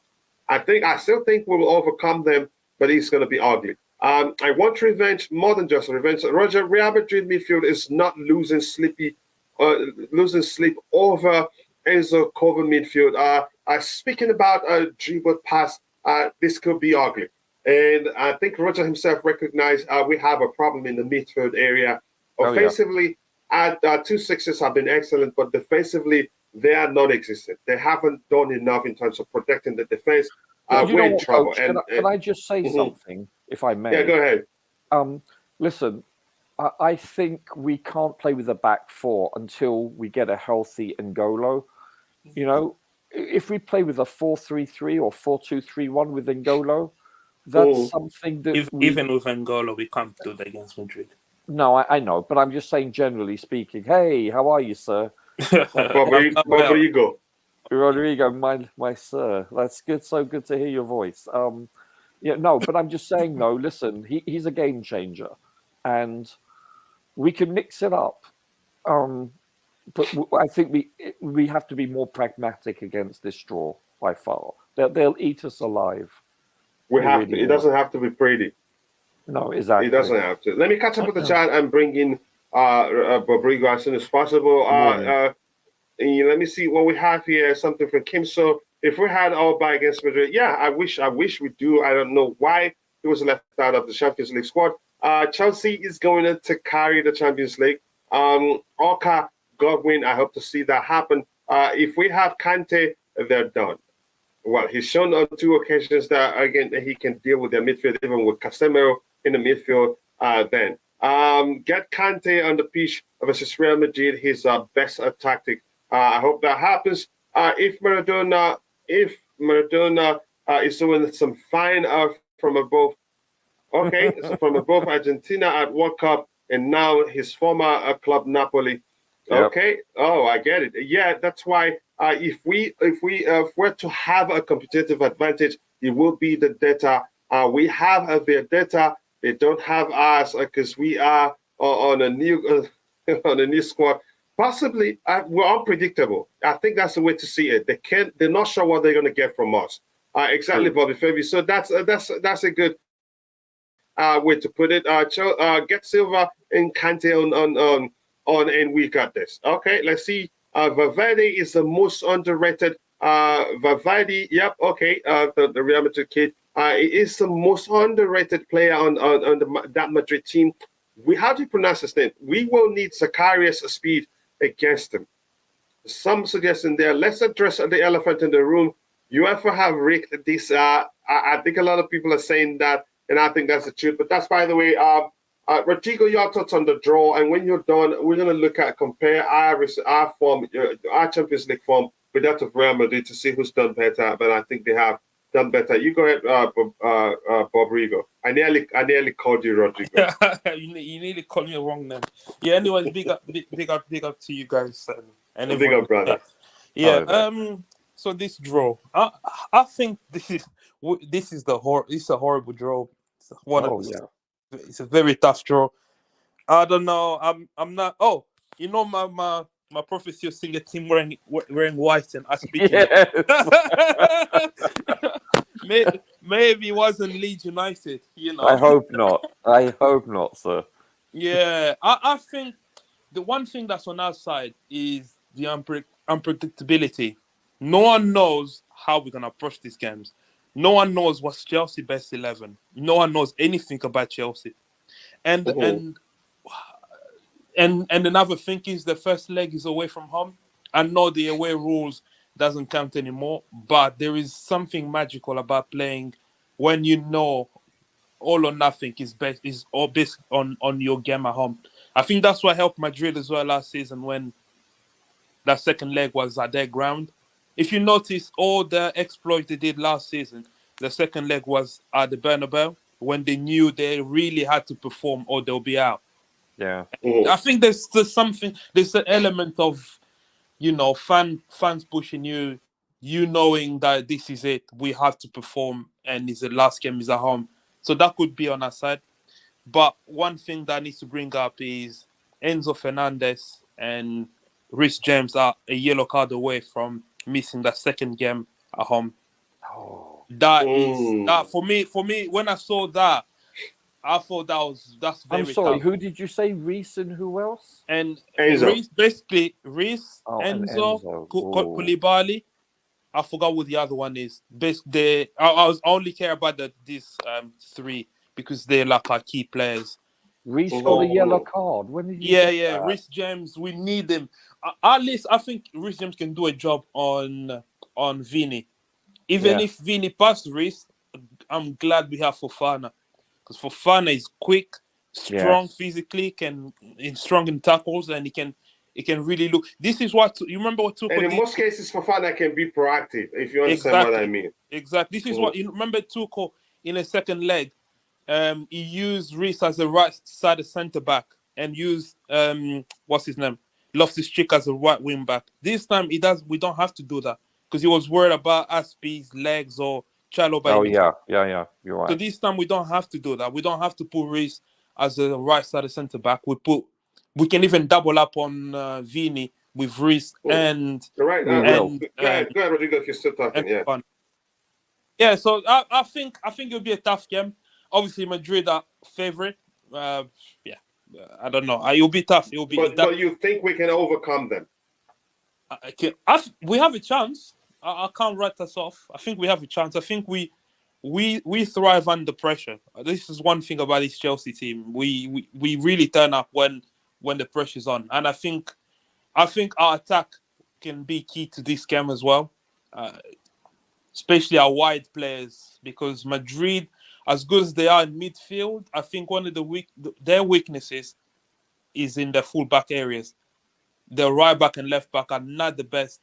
You can get at them. So we need Sterling to be key to this game. Sterling. Speed, right? Yeah, Sterling would be key. Havertz pressing from the front. This is a game where I might be controversial and say maybe we don't play Felix in this game. Really? Because we're gonna How about the fact that, again, we see from the perspective that he will go into the game with the derby, again, Madrid derby spirit.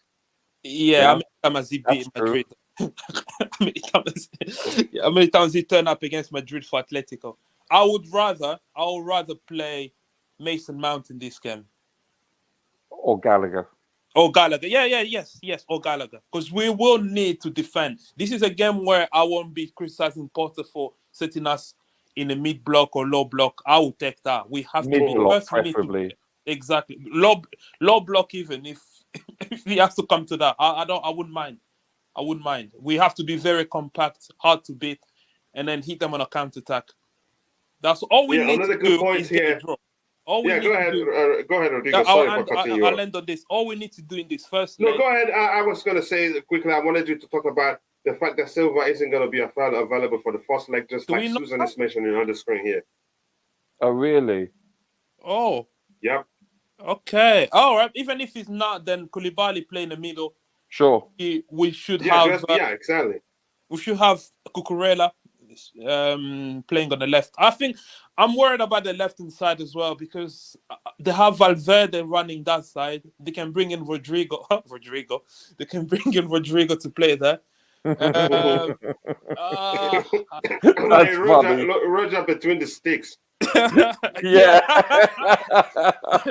Yeah, you hit it. Yeah, I think I think we will surprise them. We will surprise. I don't want us to go into this game thinking, "Oh, revenge." There's no revenge in this game.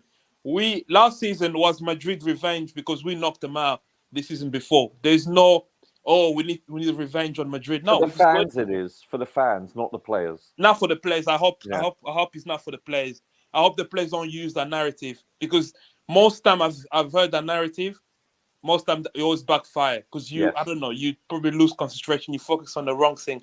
You go in, you focus on your game. I think in terms of going into the game with the mindset of revenge, I think nearly the whole. How many of those players that played against them last time are still here? Most of them. Most of them. Again, Silva is going to miss the first leg. Oh yeah, actually, the team that started in the second leg. So yeah, that's what I'm saying. A lot of them, but go ahead. It makes sense though. But go ahead. Yeah, I wouldn't go with that mentality. Anyways, we'll have N'Golo Kante back. Big help, and we can have Kante, Kovacic. This is where even a yellow card to Enzo for the second leg might not be as detrimental because obviously we might have Kante and Kovacic to cover us. Yeah, so, and that but the pairing key for me bad. is Reece James' yellow card. I really hope he goes through that first leg without getting booked. Mm-hmm. Yeah, I agree with you. Let me catch up with Chad. We'll look at the team's recent form. Chelsea, again, Silva, that one, we can lose a 5-2. Really? Okay. UEFA don't want us to win the Champions League again. 4-3-3 is a big risk. I would prefer 3-5-2 to accommodate Enzo, Kova, and Kante. Okay, some argument there. Madrid are more unpredictable. That's what you're saying. I think right now we're more unpredictable because they're not sure what we're going to do with our team. If you reach semi-finals, we are playing a second game away. Okay. Yeah, thank you so much. Yeah. Yeah, thank you so much for that. Bernabeu 1-0, Stamford Bridge 2-0. Okay. We need to saturate the midfield with a 3-5-2. You sound like you're into statistics. Saturation is something comes to mind every time you do research. To neutralize Madrid's midfield, which is their strength. And we don't have, in terms of defensively, our midfield has been weak, but offensively, we've been one of the best to watch, actually. They got Modric, Camavinga, Valverde in midfield, but let's see what happens. The frustrating thing about Porter is that his record shows he needs a DM and a striker, but he doesn't do those. And when I started, sometimes I felt like I'm sounding stupid when I said I've learned that Porter doesn't really like to play with anybody called a traditional, you could call it traditional DM. Exactly. Or even instruct one player to be more defensively minded than the other. He likes them to go like this and come back like this, which means there's none of the two sixes will be charged with the responsibility of being defensively minded and paying attention in case the opposition hit us on a break. It's concerning. I've argued that so many times. At one point, I started saying I have to shut up. Some people think I'm stupid, but it's turning out that's the case because he has Zakaria available to him, even though he's shown on two occasions that he's played, he's shown that he reads the game so well. I think against Man City in one of the games, I think he was the reason why we didn't concede more goals than we conceded on the day. And beyond that, there's another game that he played. He's always we did see the fact that he was always at the right place at the right time to stop us from conceding goals. So I'm not sure. It looks like Rodrigo has coded himself. But bless you all. Was that Roger? No, it's me. I have a cold. You have coded yourself, right? Yeah. Maybe passed on to you through the microphone here. Osmosis. Yeah, sorry about the car people. Exactly. Let's see what we have. Last year against Madrid, we didn't turn up. No, we turned up. But Tuchel wasn't pragmatic enough, especially in the second leg. Here's the thing, I will say that to tomorrow. As much as I love Thomas Tuchel, I hated the fact that he was never pragmatic enough. We had no business losing that game against Real Madrid, especially in the second leg. Camavinga passing range, we have to pay attention versus Kante. Kante, the passing isn't really his strongest suit, if anything. Camavinga if Carvajal is finished, okay. but he's still quick, isn't he? Yeah, and he's still good. Morning Blues, it seems we got the tough path. No worries. We have unfinished business with the Madrid. Okay, with the Madrid task, let's see what happens there, whether we get one over them. But big up, Mikhail. Nice to see you. And apologies, guys. I'll try not to read much. And Bobby did say something. He made Roger the co-host. So, Roger, from now on, your co-host, whenever time allows, you can always help. Sure. Morning to you too, brother. And Susan Gisson, I haven't said hello to you. Can we add Alba again? Yeah, Rodrigo, what can we? Since we moved to the United States, can we change our squad? No, we not can't. Anymore. Not I anymore. think so. Okay, so we cannot, unfortunately.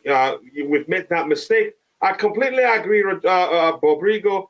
We certainly cannot go into this game with the defensive passenger in our front line. Mudryk maybe get a run out. Get a run out late to challenge tired legs, but he's still too tactically naive. Really? Yeah, exactly.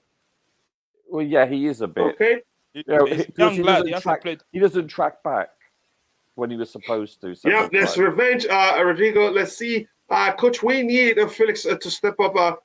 This is real. These two games could make or break his plans with Chelsea. Do I really think Chelsea will still keep him on the permanent? I'm not sure. Forget the rumors. Until that happens, then I'll take it. If we put our best foot forward, we can best them. Okay, let's see what happens. Back three are bust. I think back three most likely. If we really want to be offensively, again, potent maybe. I think that's a better way to phrase it. Reece and Enzo will miss a first leg against Real. No. There are risks for missing the second leg if they both get booked. Yeah, risk. Again, if they get a yellow card, then they'll miss the second leg. Does that make sense? The yellow card get reset in the semi-final. So they both have a total of yellow cards each now. Yeah. That if they get how many yellow cards do they have now? And one more makes it how many? Yeah, makes it. I think I don't know. Is it 3 to get suspended? I think. What about but they are at risk to be suspended, and then that get reset in the semi-final. They changed that rule after 2012. You remember when we missed lost players because UEFA said, "Like, it's a bit harsh for players to be." Sorry. Sorry for interrupting. Who in Real Madrid has the threat of a yellow card suspension? Oh, I'll have to let me research that. I'd like to see who that is. Hopefully, Courtois. Rodrigo, again, the Brazilian Rodrigo, he's Brazilian, right? Correct me if I'm wrong. Yes, yeah. He's done quite well, really. And he scored, did he score one header goal against us? Was that a header goal? Yeah, he scored a header. Was it a header or a volley? Yeah, remember. Modric. The one that Alonso couldn't stop. I think he jumped but missed it. No. Side foot pass from Modric, yeah. Don't worry about Benzema, Rodrigo will start. Okay. Lolo, hi, coach. I'm sorry. We'll miss you in the Champions League. You're great, but cannot fight Madrid nowadays, in my opinion. Let's see what happens. Again, you don't give us a chance, but big up to you. I hope we'll beat them. Porta does not have the tactical awareness to overcome this or the next draw. We have the players, yes, but we sacked the Gefa that would have bodied these two teams. Wow, some argument right there. Show some respect, Roger. The fact that Zakaria has been fit in, not involved recently, is criminal. I wouldn't say it's criminal. It all comes down to how the manager wants to play. I really want Chelsea to win big. Again, big up, Lucy. Yeah, you're my friend. Even though you're a Barcelona fan, you're my friend. Yep. So thank you so much. I appreciate that. It's true. 3-5-2 is best against midfield wingers system. Yep. I hope we do that. Carvajal it's not that quick. Oh, okay. Not anymore, maybe. What again? What do you think? Would you say he's quick or not, Rodrigo? I don't think he's that as quick as he was, but he's still quick. But that's still. But he's still quick enough. quick enough. Yeah, that's still the weaknesses in Real Madrid. If you want to look at where we can hurt them, is in those areas. But Militao has been good this season. The centre back, and obviously Rudiger is Rudiger. Hey, I just want to say something, if I may. I was watching the Arsenal game last night. They haven't won a European trophy in 29 years. I found that hard to believe. They've won a European trophy before? Yeah, have they won any? That's the question. Yeah, they have. That's cold. They have. Actually, I have that information. Some majors. Hold on. I have that somewhere. Which one? But I'll tell you in 1 second, sir. I know they made it to the Champions League final under Wenger, didn't they? Yeah. And lost Eto's goal. Eto scored one of those goals, right? So they won the Intercity Cup. Wow. In 1702, probably, and the Cup Winners' Cup in probably 1842. They've won 2. And seriously, those over 29 years ago, that's incredible. Wow, I did not know Arsenal was on. Does that count? Because it's an old version. Yeah, no. We've won the Cup Winners' Cup as well. Yeah, we've won the Cup Winners' Cup. Yeah, all these trophies that have been, like let's say the Champions League is replaced in 10 years' time by the new format, whatever. Does that mean that ours doesn't count? You have to count it. It's a European trophy. Okay, they got one about 60 years ago, 80 years ago, you said? Intercity Cup is now on the same level. Cup Winners' Cup, you could say, is like the old UEFA Cup. In the Intercity, it's kind of like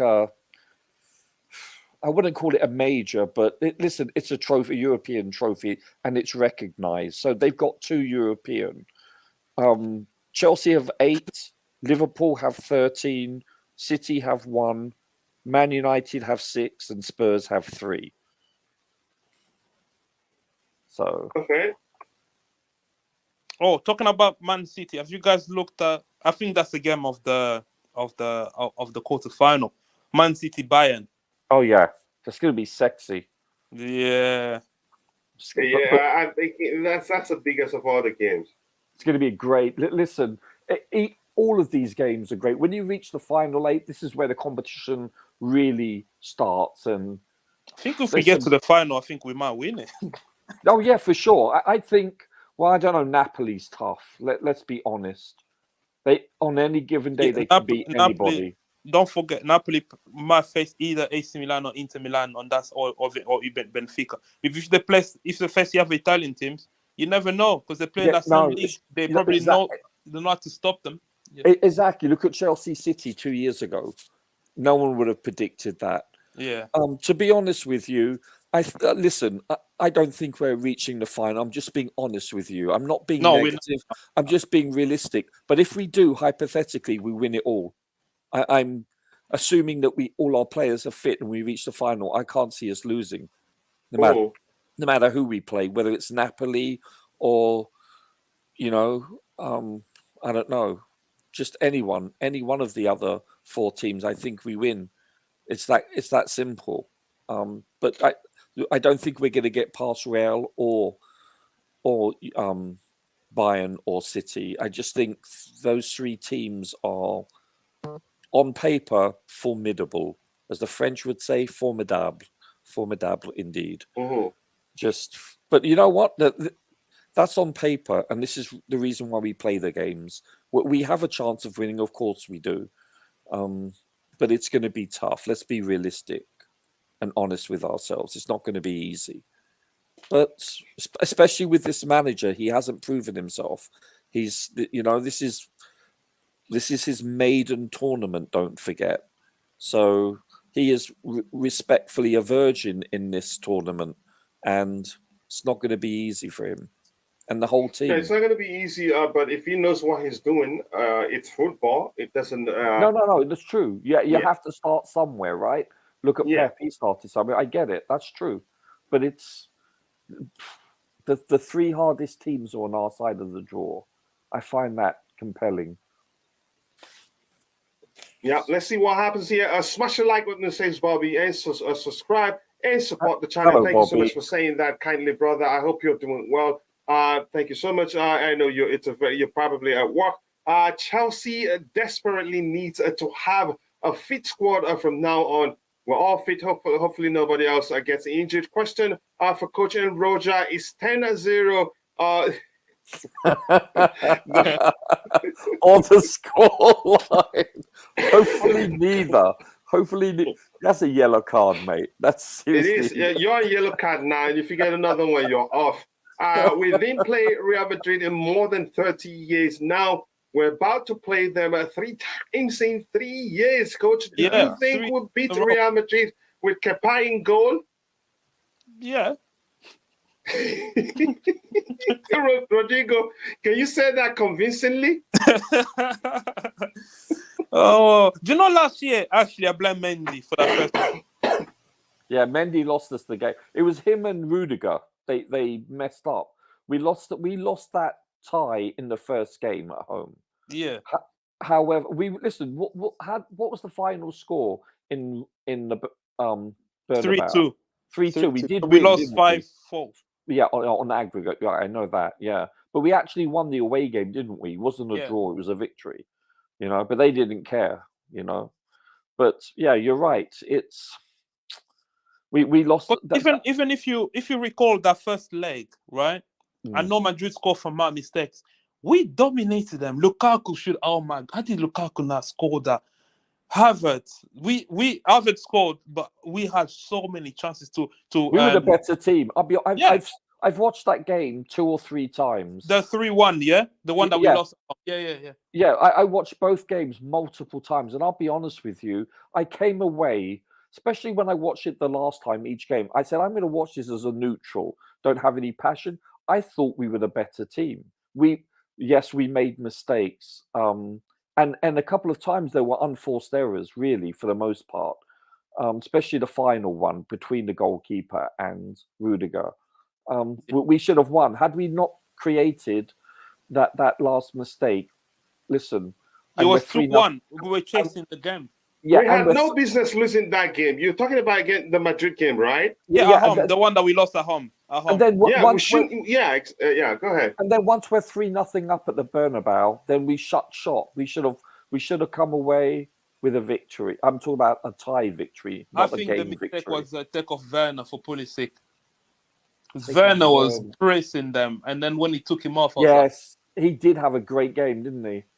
Yeah, but I think if we come out, what we need to do is come out with in this first start with first leg with a draw.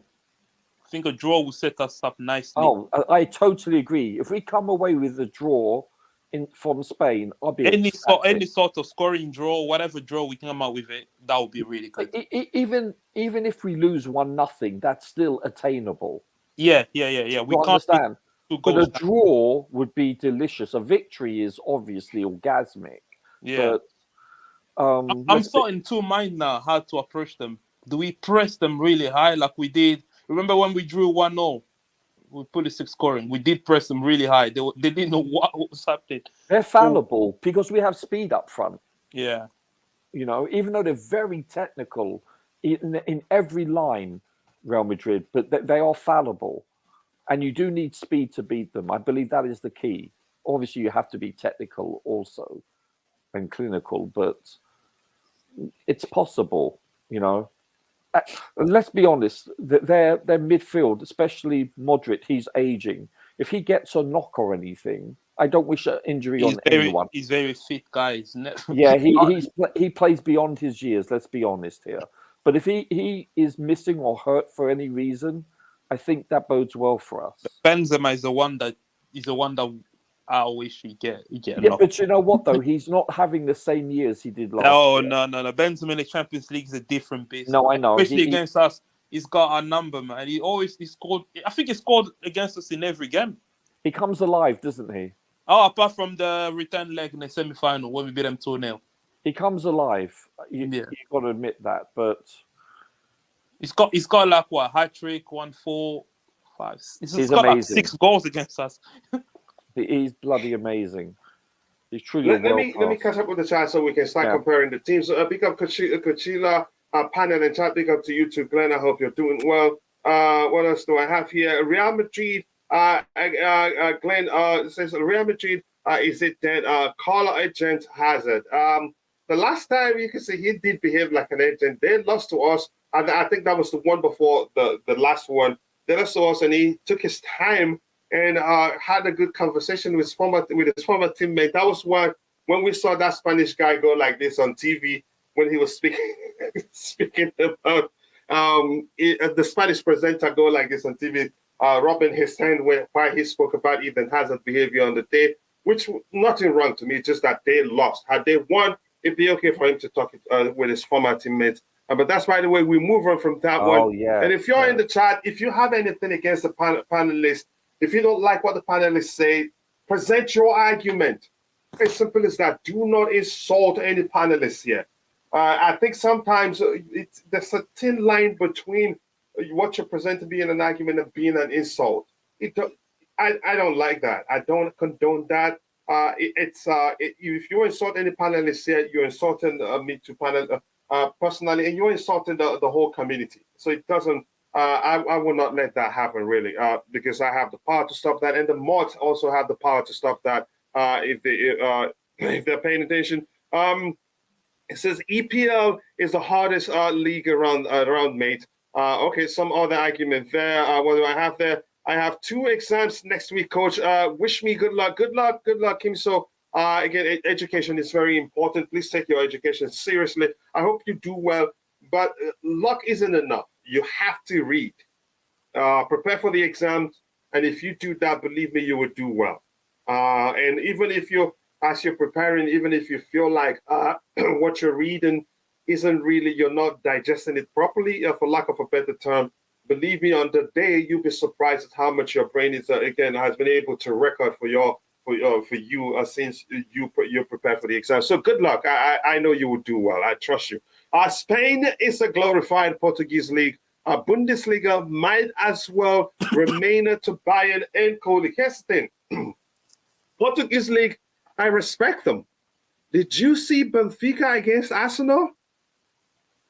And that's not a one-off thing. Roger, Bobrigo, you were going to say something. Sporting.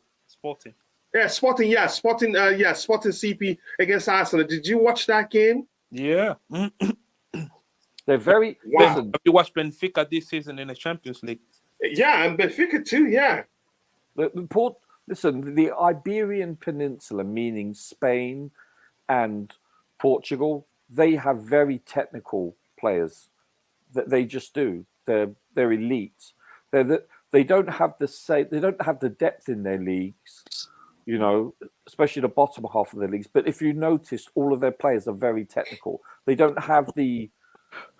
Do you think because it's sunny, kids play? That's a major factor. Like the Premier League could not be played in the same temperature as playing in Spain. I've been to Spain. I've never been to Portugal though. The heat difference, it's not possible to play this kind of, because England it's a winter sport and it's played in very cold temperatures and windy and rainy. So therefore it's more compatible with a high speed league. I get that. That's a valid point. No, I'm talking about the kids. I'm talking about from the youth perspective, because when you look at the Spanish kid, the way the youth football compared to how they train football in England is like. Well, don't forget the English are changing now ever since the advent of St. George's Park, and it's cyclical. Like I guess we sent people over like Southgate when he was just an advisor, where they studied other.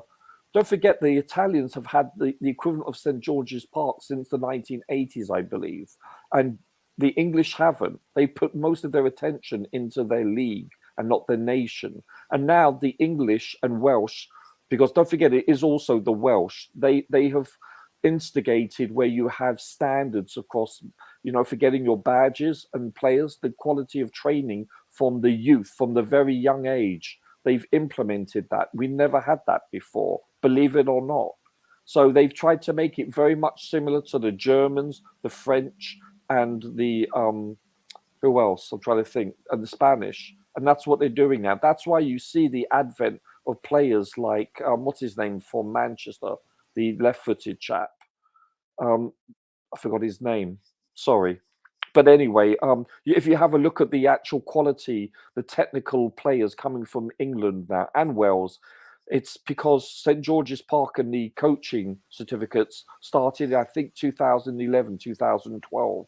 So now you're seeing the fruition of these younger players from the age of 7 or 8 coming through. They're more technical, where before they weren't as technical. The English are catching up, and the Welsh, I guess. And that's the difference. One thing overall, I think what was Sporting CP, they were excellent, so good to watch. That practically they were playing as if the Arsenal pressing wasn't even there.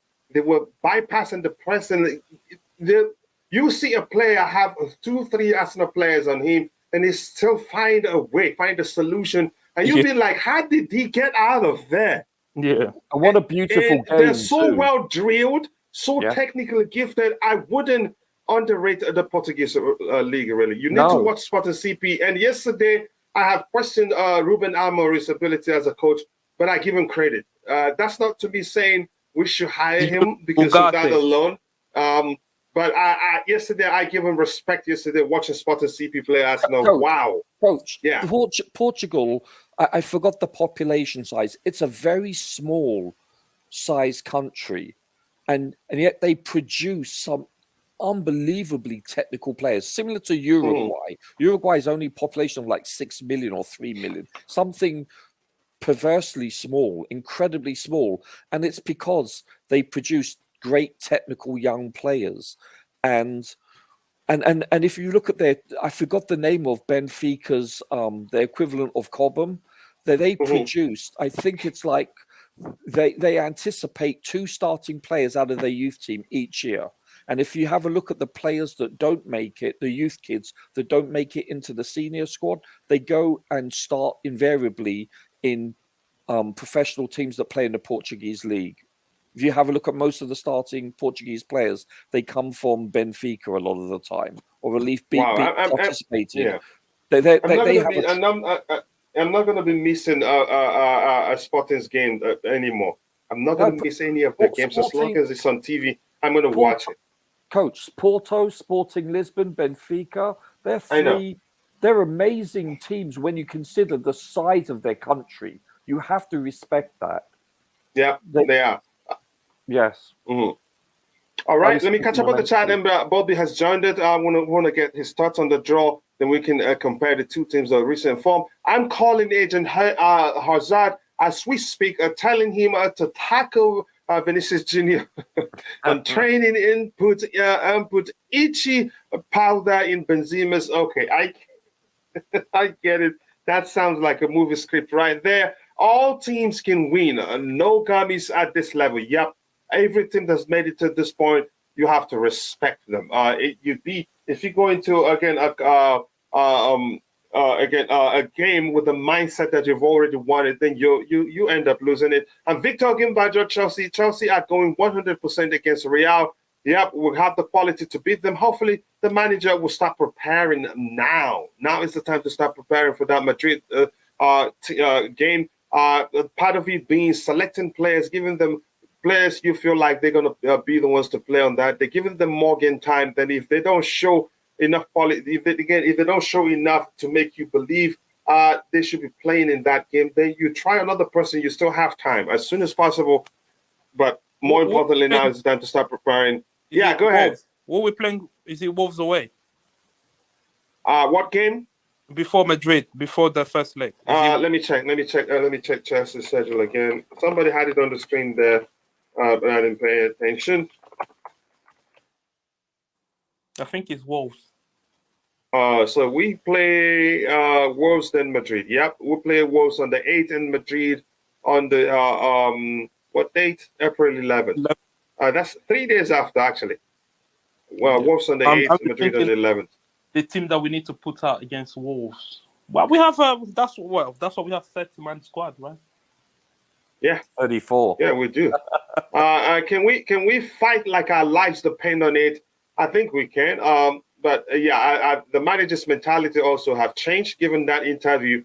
Hopefully, the mentality guy is also working on the players. I doubt it's somehow compared to the Italian clubs.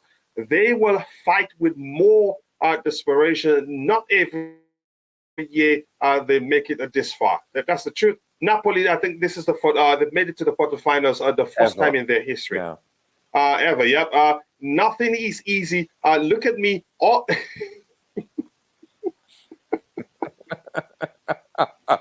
Kimso. Oh my goodness! I'm just reading that with all seriousness.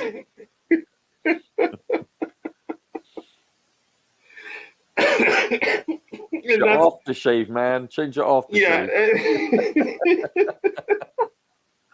And then that's a perfect example as to why nothing is easy, really. Do you think Real Madrid beats us with Courtois in goal? They've done that before, so yeah, it's possible. But we have to go into the game with the mindset that we can win it, but not with the mindset that we've won it already. And I think we don't even have the luxury to even think we've won it already, because on paper we're the underdogs. If that makes sense. But if we can fight with most desperation, most tenacity, we can beat anyone on that day. We beat ourselves last time versus Real Madrid. We did, yep. For the manager being not being pragmatic enough, getting to the final with the whole of the first team suspended is going to be interesting. We can beat Real Madrid. I believe we can. Let's see what else we have here. Dean Williams here says, just got to believe in yourself. Come on, you Blues. Yep, let's do that. Come on. Belief does go a long way. If you dip it, Real Madrid won't be happy with drawing us. That's the truth. We've talked about that. So most especially now that we're unpredictable. They're not sure what we're going to do. We're very predictably unpredictable. Given that's we're rubbing off that from the manager himself, it's very difficult to predict what he does on any given day. And like I said, we need to make amends for last year. We have to. I get the argument there. Dean Willis mainly gave away the goal. The goes to Benzema the last couple of times. Okay, just got to be a spot on. Come on, Blues. We have to be spot on. The manager has to be more pragmatic, and I think we can overcome Real Madrid, but I think it has to be dirty. If we try to play good football and win it, I don't think we'll go anywhere. Last year, Madrid went through with a special pass. My brother, the Vibe, sorry, I can't call your name like I usually do. I'm still a bit under the weather. My brother, Coach Potter said Chelsea winning the Champions League. That's the language I understand, and I love that. And I can't wait to hear Bobby talk about that. We will lose away and run hard at home. Don Carlo will not fall asleep again like he did against us last year. He reminded his team about us before the Liverpool second leg. Possibly, yep. Coming to, again, Roger, do you understand what he's saying there? Roger versus Eugene. I didn't like that. I think Eugene overdid it. He just does it every time and then apologizes. That's not okay, really. It's cool. Sorry? It's cool. No, it's not. No, it's not cool because you're encouraging it, and then somebody else will pick it up from him. But he overdid it. If he said just one time, as long as it's not the beautiful game. Sorry? As long as it's not the beautiful game. I'm joking. Yeah, but again, good observation there from Glenn. And like Bobby told him at one point you have to you will run out of apologies because every time he misbehaves and then he apologizes. But today it was too much really. Maybe he needs us to stay out for a while to learn his lesson.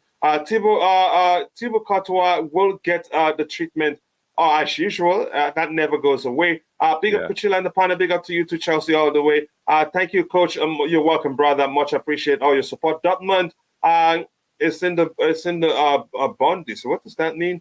And where's Dortmund coming in here? Okay. The Bundesliga. The halfway line goal. Okay. Beautiful. Can you? Okay. And Jorginho, the gift that keeps Cuban goal away. Yeah, exactly. I wanted to mention that. Seriously, I was so happy that transpired. He gave the ball away and they scored.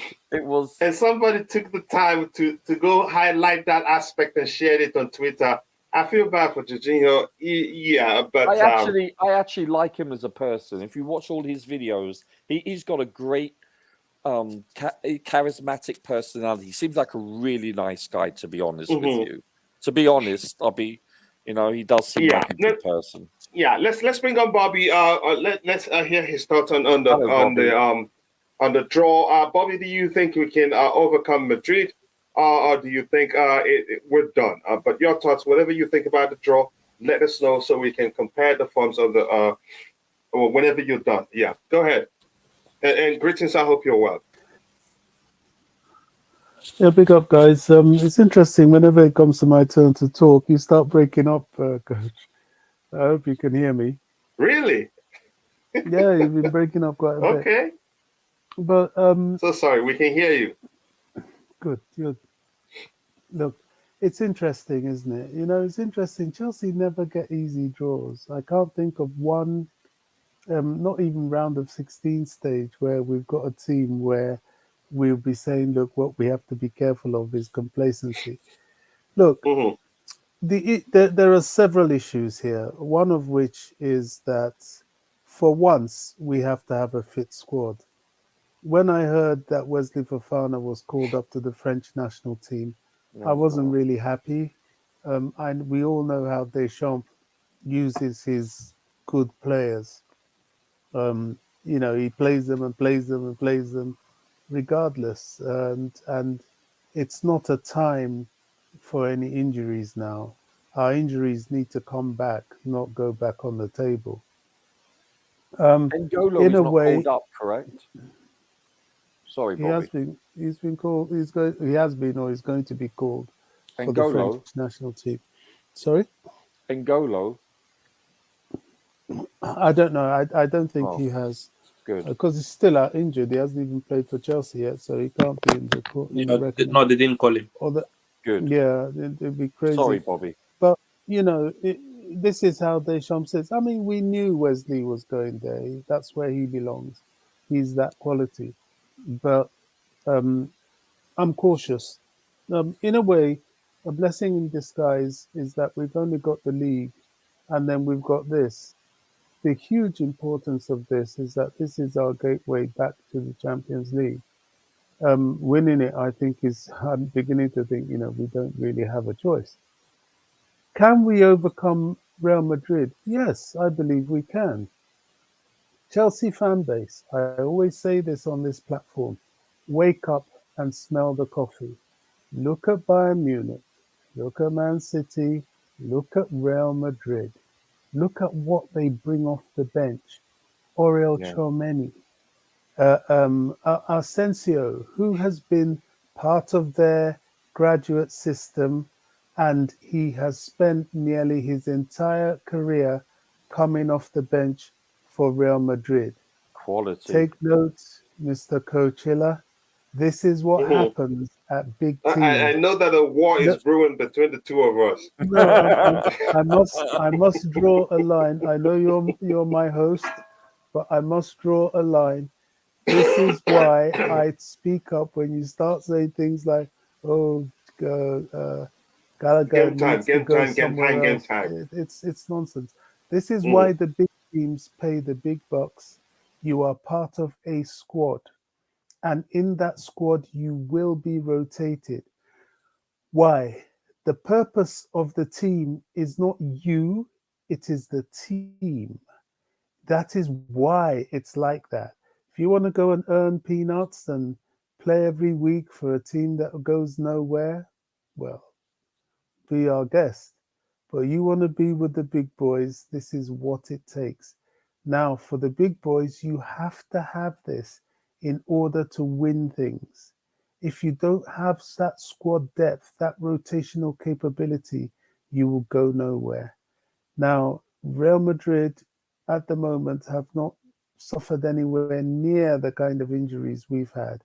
and yet they have these guys sat on the bench, ready, waiting to come on for whenever they're called on, if they're called on, and it adds strength to them all over the pitch. This is what Chelsea need. I think there are a couple of things that we need to look out for. One, we've got to get our injuries back. I want to start seeing an end of season where, for a change, Chelsea have a fit squad, or at least a squad that you can call on the players. We always have injury problems. Always. We play these big teams. I can't think of a big team yet we have played in the past 3 years in key competitions and cups and cup finals where we haven't had injury problems and key injury problems. We need to have that break where. Sorry? Only the Champions League final. Even then, we had injury problems. Some guys played with injuries. I think N'Golo Kante was a problem. And I think in the week leading up to it, it was a bit touch and go. We had issues almost with Thiago Silva, and he eventually did come off with that injury being aggravated. So we've always had this. We never play on a level playing field. Never. In all the league games against Man City, they've always overpowered us, mainly because we don't have our players. I want to see for once, let us see the real Chelsea for once. Let us see our squad go toe-to-toe with their squad. I think we can do it. I think midfield is vital because their midfield has seriously strengthened from the last time we played them. Tchouameni and Camavinga are massive additions to that team, massive. And, they're having the rotational quality now. They bring off Cruz, they bring on Tchouameni. They've got Modric, who perhaps is irreplaceable, but, Camavinga, he is a tireless runner. Yeah. And he nearly single-handedly, averted the scoreline in the World Cup final for France. It was when he came on that France really started ripping up trees and nearly won that cup final from a 2-goal deficit. So we've got to be on our A+ game. Our midfielders must be fit, healthy, ready to go.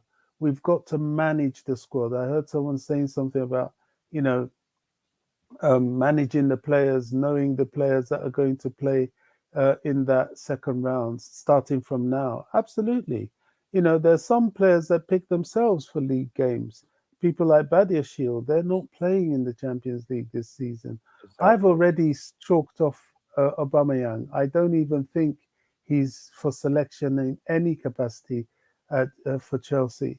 But, they have to start looking to give Havertz a little bit of rest time, play for Detro Fofana. All the players that can play, Madueke. So there is scope to rotate. Fortunately, we've got our defenders back. You don't need to play Wesley every game. Badiashile has had a little rest. The next rest at the back should be Wesley. In midfield, sometimes rotate them, rest your likes of Enzo and so on.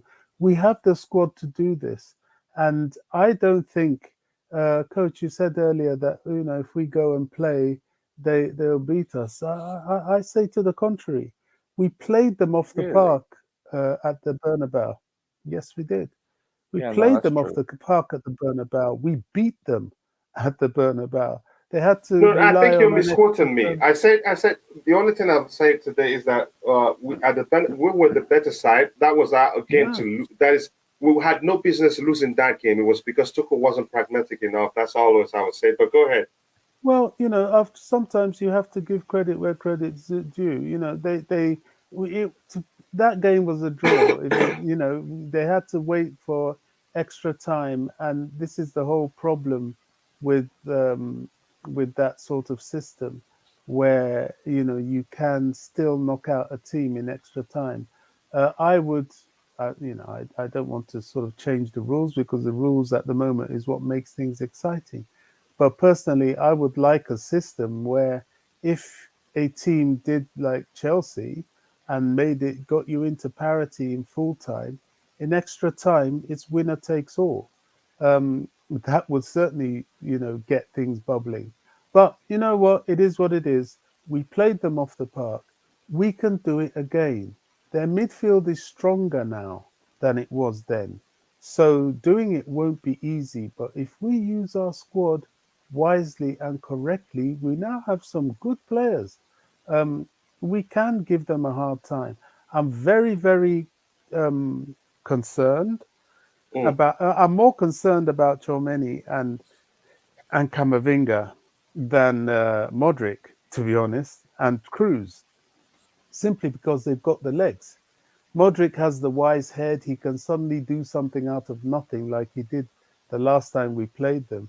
But Mhm. Chalmeni and Camavinga, they have the technicality, they have the legs, and they can score.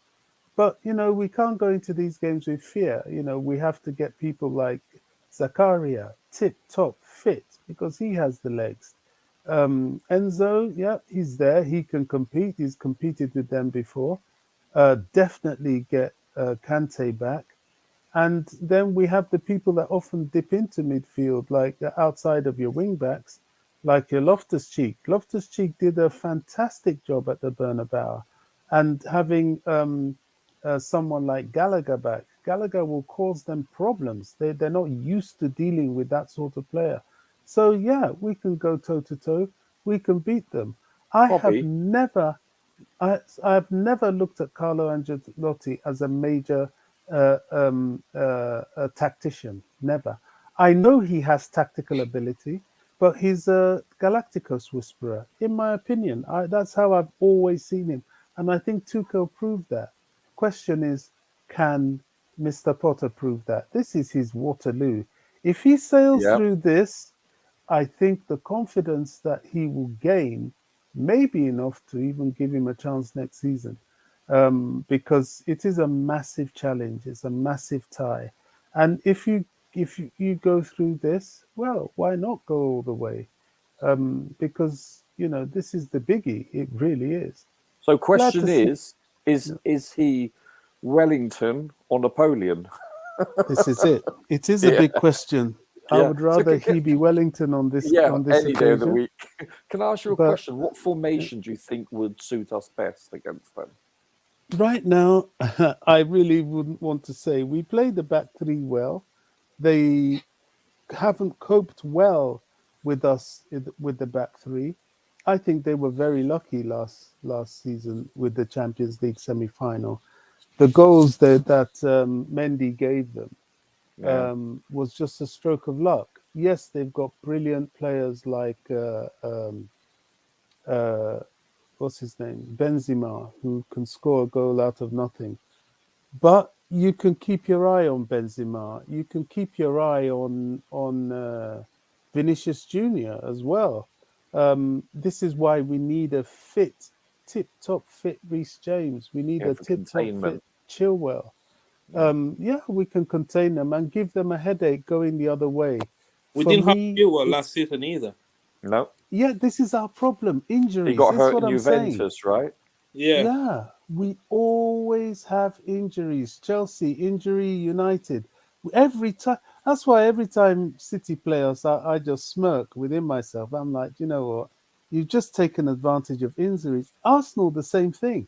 Whenever we play Arsenal, we're full of injuries. If you notice, we never have a So fit why squad. is this? Do we have to look at our training regimen I over the years, or do we have to look at our medical stuff, or is it a combination of both, or is it just I pure think poor luck?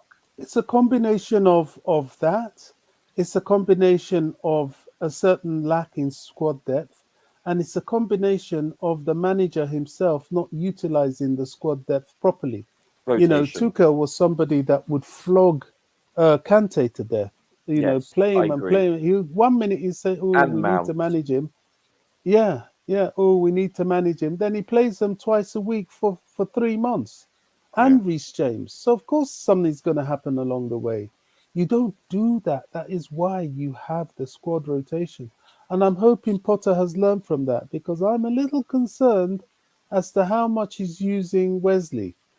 Wesley's a fantastic player, but we use him this week, use him midweek. Yeah, he's young, but still He's allow him fragile. to Let's be honest. He's exactly. fragile. Yeah, allow him to develop, allow him to get to the point where we know, okay, he's a bit Build his strong. And strength even back then, up. Yeah. yeah, even then, I mean, I'm glad Also, he's that using Enzo a lot, in my opinion, way too much. exactly. All this Way overuse of players. But people like Madrid, Barca, all the Bayern, they don't do that unless you are particularly excellent, like Messi. Then you don't have a choice. Just before I drop, coach, I'm really go ahead. happy that Man City actually have a team to play in this quarterfinals. Either one of them or Bayern, who were perhaps favourites for this trophy, is going to drop. It'll be interesting to see who comes in, but who goes through. But whoever it is, it's the other four, and the two out of that four, it's going to be interesting. However, that you can't hide that. For Chelsea, we need to have our fitness and our performance ready. And going out on there, we can take on anybody. We need to beat. If we're fit enough. I was hoping for Inter, because people have made a lot of noise about Inter, and we owe them after how they knocked us out some years ago. Benfica as well, excellent team, but I think we can do them. We're due doing Man City in a game. The people I was slightly cautious of, and I couldn't quite see a way around them, is Bayern. But everybody has their weaknesses, and in my view, if we switch to our high octane game, we could take care of Bayern as well. So the road is open. It's all down to us as to how we apply ourselves on the match and on the day. All right, Rodrigo, you there? Now. Yeah. I was just listening. Rodrigo, what we have on the screen? No, Bobby, everything you said makes sense. I was listening to you. I just wanted to give those in the chat some audience. Rodrigo, this one on the screen quickly, and then I'll try to catch up with everything else. We haven't even compared the forms of the two teams. He says, I heard you talk about Felix having that rivalry mentality. Downside to that is that they know exactly how to handle Felix. So it will need to come from somewhere else. I disagree. Then I'll let you talk. I disagree in the sense that Atletico Madrid, they play differently, and at Chelsea, Felix plays differently because he has more freedom here. And Atletico Madrid, he doesn't have more freedom. And I can assure you, if you go and check games that Real Madrid have played against Atletico Madrid, Atletico probably on those many occasions will be on the back foot. But you go ahead, Rodrigo. Felix is an unbelievable talent. I wouldn't want to play him in this game. I would rather play Mason Mount. Here's why. Okay, go ahead, explain. So you agree with Glenn? No, I don't know why he's saying that. I'm just saying. No, he's saying clearly, if you paid attention to it, it's that not. They know how he plays, and probably they know how to deal with them. No, I'm coming from. So he says the same thing you're saying. He said it will need to come. Whatever we do against them, however effective we're going to be on the day, will come from some other player, not Felix. So you're saying you and him are saying the same. But go ahead with what you were explaining. Really. I'm coming from a tactical point of view. Madrid play with a three-man midfield. We play with a double pivot and with a front three. So the only time we can only overload the midfield if we bring one of the front three to play deeper and contribute defensively. The only one who can do that properly is either Mount or Gallagher. And Mount has already showed that he can do it. Mount can drop in midfield and also participate defensively. For this game, especially away, I'll rather play the front three of Mount, Havertz, and Sterling, or if you want, Mount, Felix, and Sterling. If you don't like Havertz, but I would rather do Mount, Havertz, and Sterling because Mount gives you that flexibility. In all the games we play against Madrid, Mount was always the key player for us because he's the one that's gonna have to track Tchouaméni because otherwise, Tchouaméni, if you play with Felix, Tchouaméni will have a freedom of the park. What about Kai? No, but that's no. In my example there, I'm seeing Kai as a false 9. Sure, But sure. Mount, Okay, Mount to make up the 3-man midfield. I got you. If we don't do that, if we play with just double pivot and then have Felix also doing free roaming around, not helping defensively in midfield, I think we're gonna be short in midfield. This is a game where I would say Mount has to start. But you know Felix starts, right? Yeah, it's a shame because sometimes Felix is good. It's better than Mount, but for tactical reason, Mount has to play this game. Okay. Anybody else has anything on the panel has anything to add to this particular thing, Bobby or Roger? It's a strong. Listen, I think it's a strong possibility that Felix starts, but I wouldn't be surprised if he doesn't. Injuries aside, of course, I'm talking about, coaching-wise, strategically, I think you're right. I think he will put Felix ahead of Mount, and he's shown thus far that he's willing to do that. He's made that call for whatever reasons he deems necessary, but it's possible. I don't think it's out of the realm of possibilities, what I'm saying. Yep, I understand. Bobby, you want to add anything else to add, or should I move on? Roberto. All right, he's at work, but he knows he can come in whenever he wants. Coach, I think pragmatism-wise, GP sort of nails it. Or more of a question. That's why I said I think we'll overcome Real Madrid, but it has to be dirty. In most cases where GP has been pragmatic, you don't understand what's going on the pitch, but he gets the result with it. So more for it. So it makes sense. I mean, he's been on it for the last 3 games. Yep. Dirty in what sense? I don't know. Meaning, he means ugly. Dirty in what sense ugly? I haven't looked at us you as can see nice football. Let me give you an example. Anti-football. Which one should I use now? Not open or expansive. Yeah. It is, for instance, you can say the second leg against what's his name against Dortmund. I test would say if you don't understand football, you think they were the better side. But if you paid attention to the numbers and everything, we deserve to win the game. They kept the ball more than us. They were on the front foot, we're on the back foot, but it was intentional. That's part of him. That's part of the pragmatic aspect of the whole thing. Dirty in the sense that it won't be good. You won't see good football, but we will overcome. Not dirty as in challenges. He meant dirty as in, not pretty. Just the whole not as in challenges. No.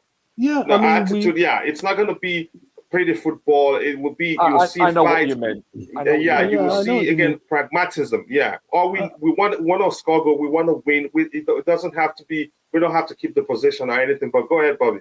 Yeah, of course. Keeping possession is not necessarily necessary, but against a team like Real Madrid, you have to mix it up. You give them too much possession, they're going to mess you up. You really have to mix it up, and you have to be a threat because they're not used to dealing too much with a threat. And I refer to the game at the Bernabeu. We threatened them. They were collapsing. You come at them and they collapse. And I think that's got to be key. As I've said, surprised, but at one point, should have switched it up a bit, lock it up. If you get what I mean. Yeah, you can't play defensively. Yeah, I guess you can to a certain extent, but they will put you under so much pressure, and they've got people like Modric and so on that it's dangerous. You have to hit them. You have to go. They were lucky we should have scored 4. To be honest, I can't even remember why our 4th goal was cancelled. Handball. Was it handball? Why you got a good memory? Alonso controlled the ball with his. He was really ball. Okay, you're right. Yeah, I mean, whatever. And we could have scored another one as well. So we put them under that much pressure. That's how you have to deal with Real Madrid. We need to be clinical, Bobby. Exactly, and. Why I keep talking about midfield? Well, that can't. Anybody that hits the post in that game needs to be slapped as they're going into into the changing room, as far as I'm concerned. You know, you know, you know, Bobby killing me. you know, if you that's why I keep talking about the midfield, because Camavinga and Tchouaméni, honestly, they're ballers, and they have energy, and if we don't match that energy, it's going to be difficult to threaten Real Madrid. But But if Bobby, we it's match that energy with energy, quality. exactly, Yeah. you know, if we match that energy, and in some cases even, you know, overcome them. I don't know how, because those guys, but you know, we have to try. And if we manage to at least match them, and then put Real Madrid under pressure, we're going to beat Real Madrid for sure. They collapse easily, you know, and their temperament is suspect. Because they Although tend yet not to again, face elite teams in their league too. well, Let's be yet honest. again, I've forgotten one more player that gives me a lot of concern, that has strengthened them a lot, and that's Rudiger. Yes. You know, Rudiger at the back, it takes. I mean, when we played them, they had what's that Alaba. Spanish? No, Oh, Nacho. no, the No. Spaniard. That holds the red card record. Yeah, I it forgot was his in name. Oh PSG. no, last season he didn't play. Last No, season was He he was did on in the the second bench. leg. He did in the second leg. He came on, I think. He didn't start. Yeah. Anyway, Did he? generally, no. the Ramos was a PSG. No, am I dreaming? Ramos. Yeah, Ramos. Anyway, Was whatever. The defense No, isn't that as second, yeah, he didn't play against us last one. okay. no, he Well, played whatever. The defense, in the one when we won the Champions League. Yeah, but the they're defense improved is. with Rudiger, though, for sure. They have. You know, they've got Valverde.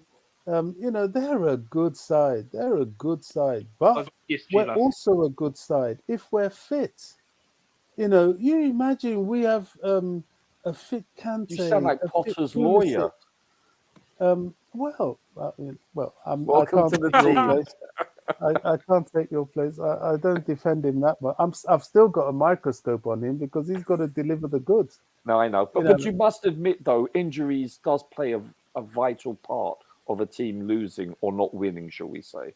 yeah, for sure. But I don't Yeah. want to. I don't want to regurgitate that excuse. No.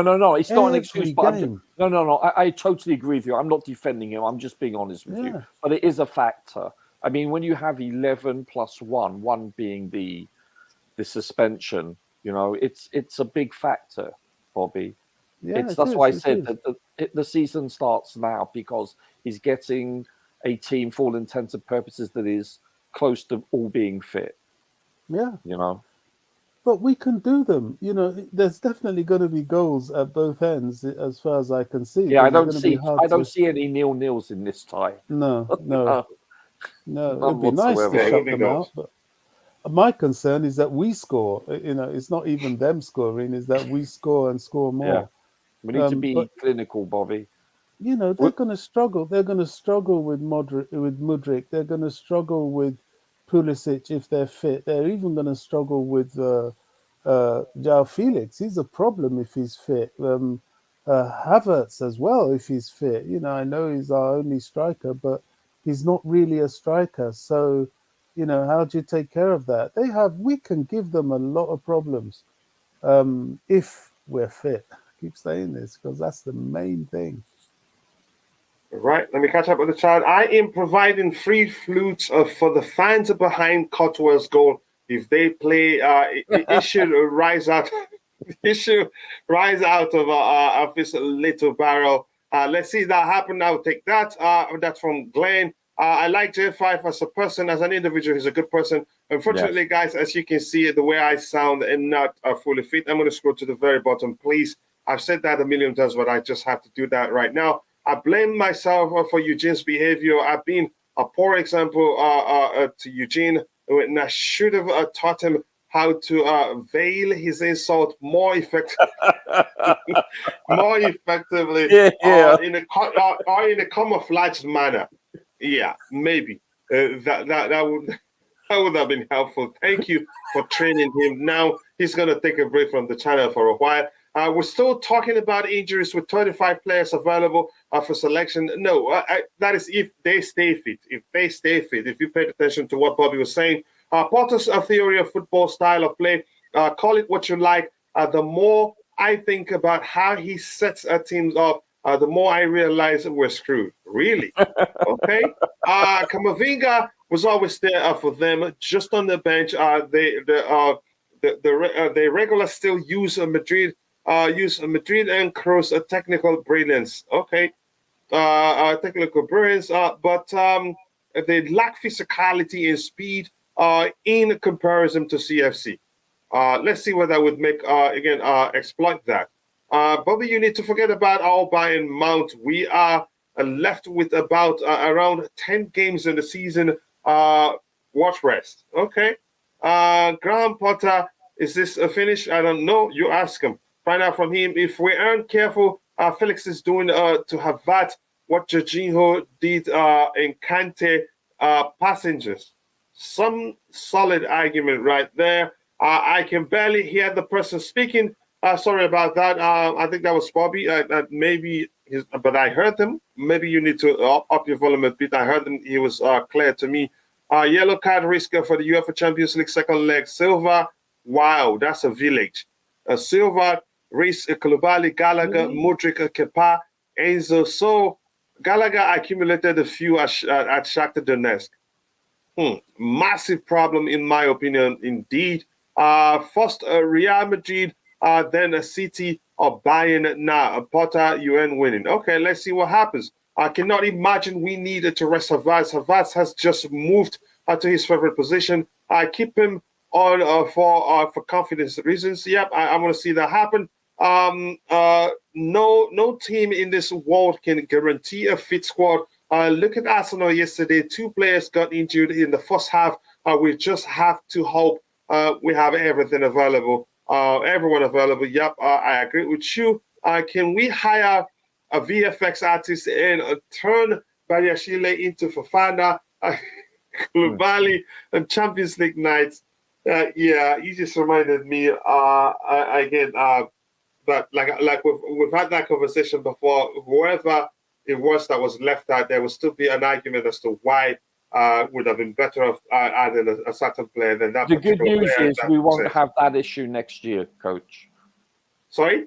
We won't have this issue next year. That's the good news. I don't think. I think he walks into the Champions League squad next season. And I don't think, because he would have been with us for before January the 1st. So that problem is negated. Yeah, and like I've said, I still can't even imagine how that conversation went.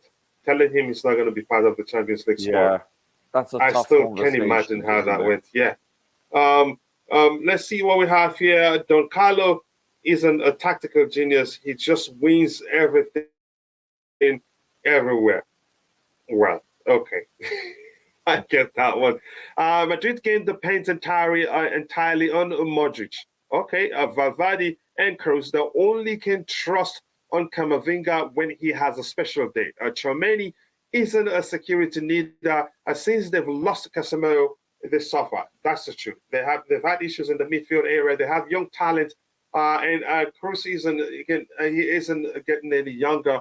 Those 2 players, I think, they're still fresh. Really, I don't know how else to phrase it. They're not that experienced in terms green. of They're green, Coach. Yeah. Sorry. They're green, meaning they're green. Yeah.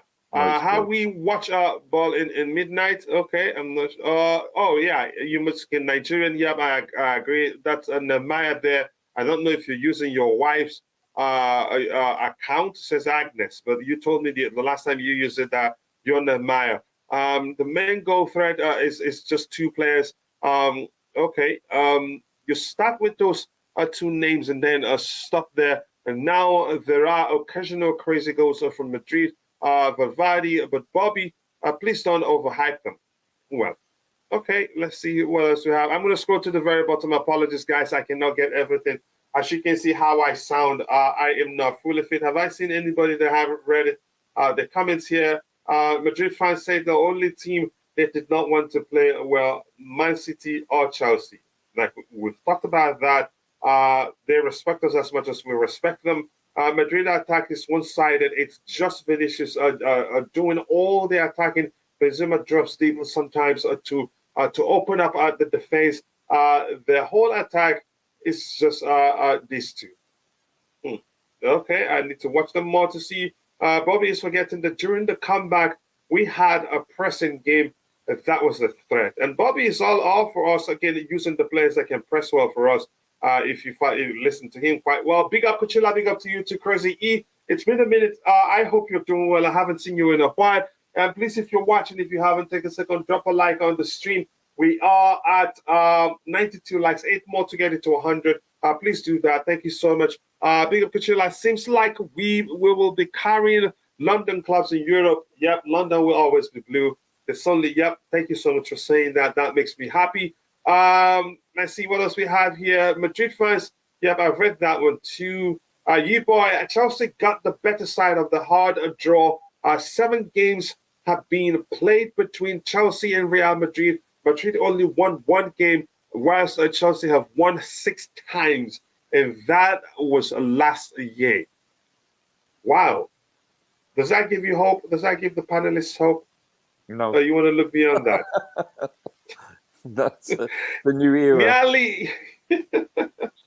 Nearly 100 people watching. Smash the like button, people. Let's get it to 100 as soon as possible. 7 more likes. Thank you so much for saying that, Glenn. I appreciate that. But now, finally, if Porter wins Madrid, I am Pottering. Okay. I support you. If we are to believe that there's an agenda against us, we have to factor doggy refs and VARs into, dodgy, not doggy, really, VAR into the equation. It's going to be a mountain to climb. Yes, it will be a mountain to climb. And let me see anything else there. Madrid against Brighton. Yeah, I was missing you. I was thinking, where are you? So sorry, I'm going to go to the very bottom as soon as possible. I don't think Brighton coach has elite tactics. Ancelotti has it in his locker. Let's see Champions League squad next season. Now there's an oxymoron, if ever I heard one.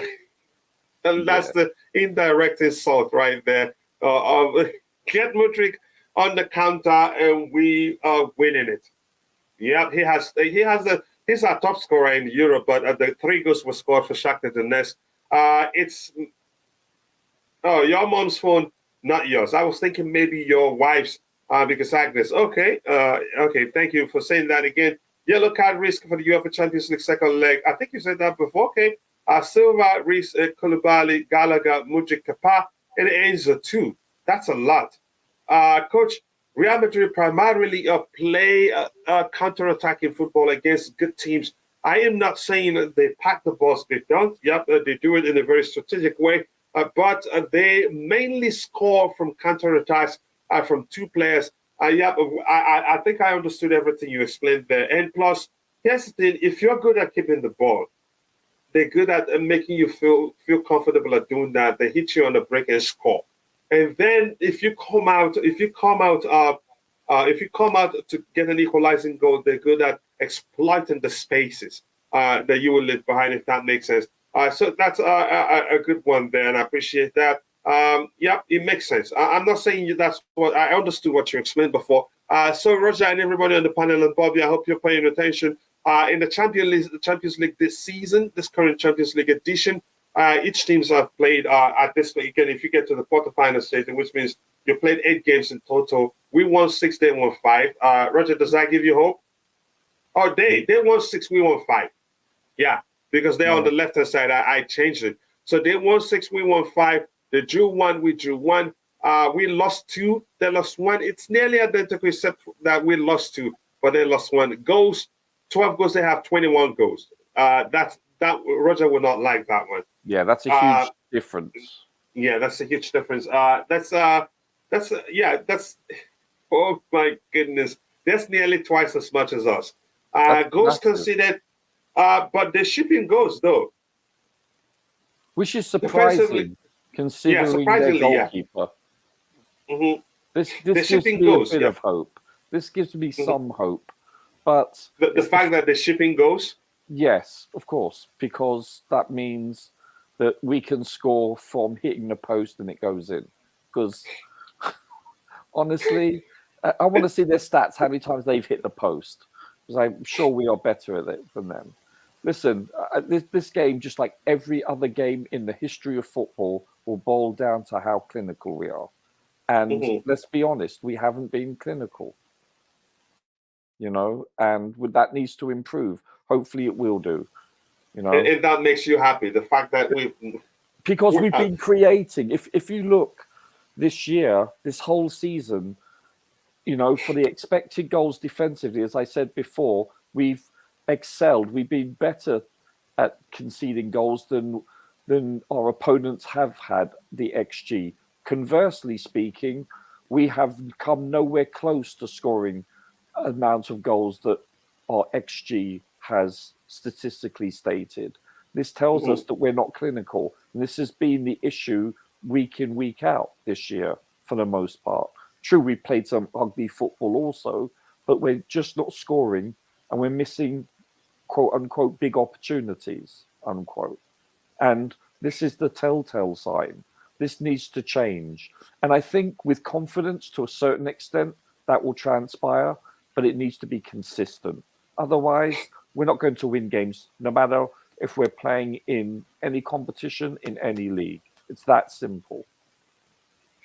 Yeah, and let's look at again more of what we have on the screen there. Sorry, here we have they have more goals. They consider, like you say, this equals 1 goal per game at least. That's the way to interpret it.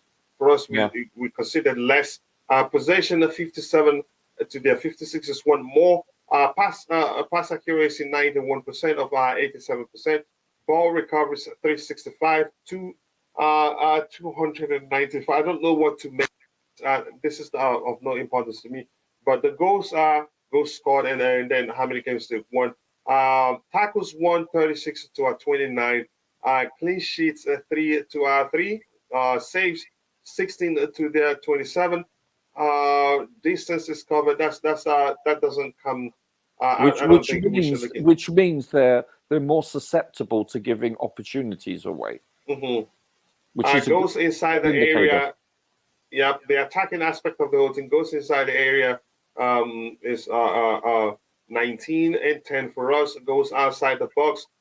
2 apiece. A total attempts 141 to 124. So they have more attempts than us.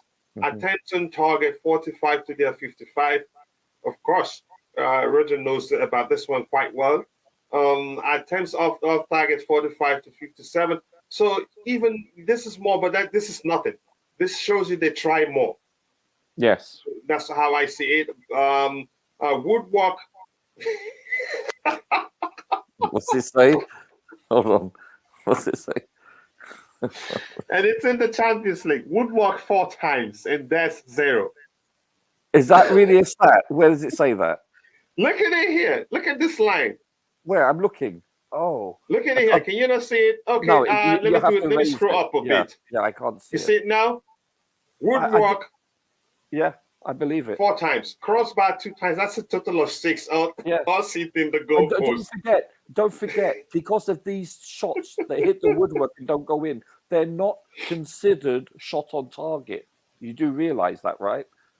Oh my goodness. Yeah, it's ridiculous how many times we hit the woodwork this year. That's why I was joking. You sure it's not in Zhao's contract he has to hit the woodwork? Because it's been 3 or 4 games consecutively now. I'm getting fed up with it. Seriously. I'm not going to even go into the passes or statistics, but let's look at defending. Balls recovered at 365, blocks 28 to there's 20, tackles 84 to there's 87, tackles 129 to there's 36. So they're doing better defensively.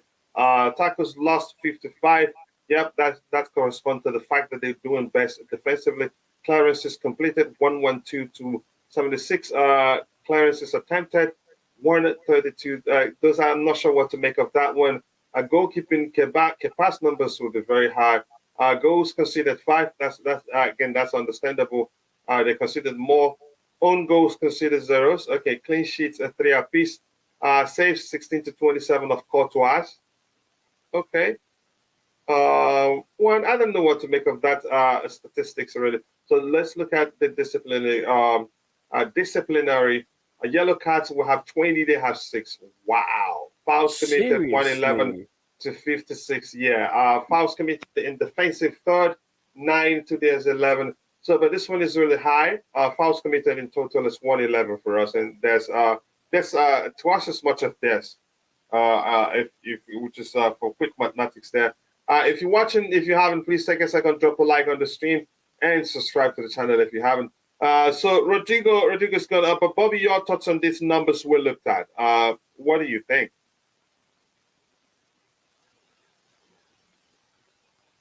You there, Bobby? Sorry, I was just trying to unmute. Yeah. Which numbers? A lot of them, they have more attempts on target. For instance, attacking. Let's say, for instance, they have goes inside the box 19 to us 10. Goes outside the box 2 apiece. Again, goes attempts 141 to us 124. Attempts on target 55 of theirs to 45 of us. Attempts of target 57. This just shows they try more. They try more to 45 for us.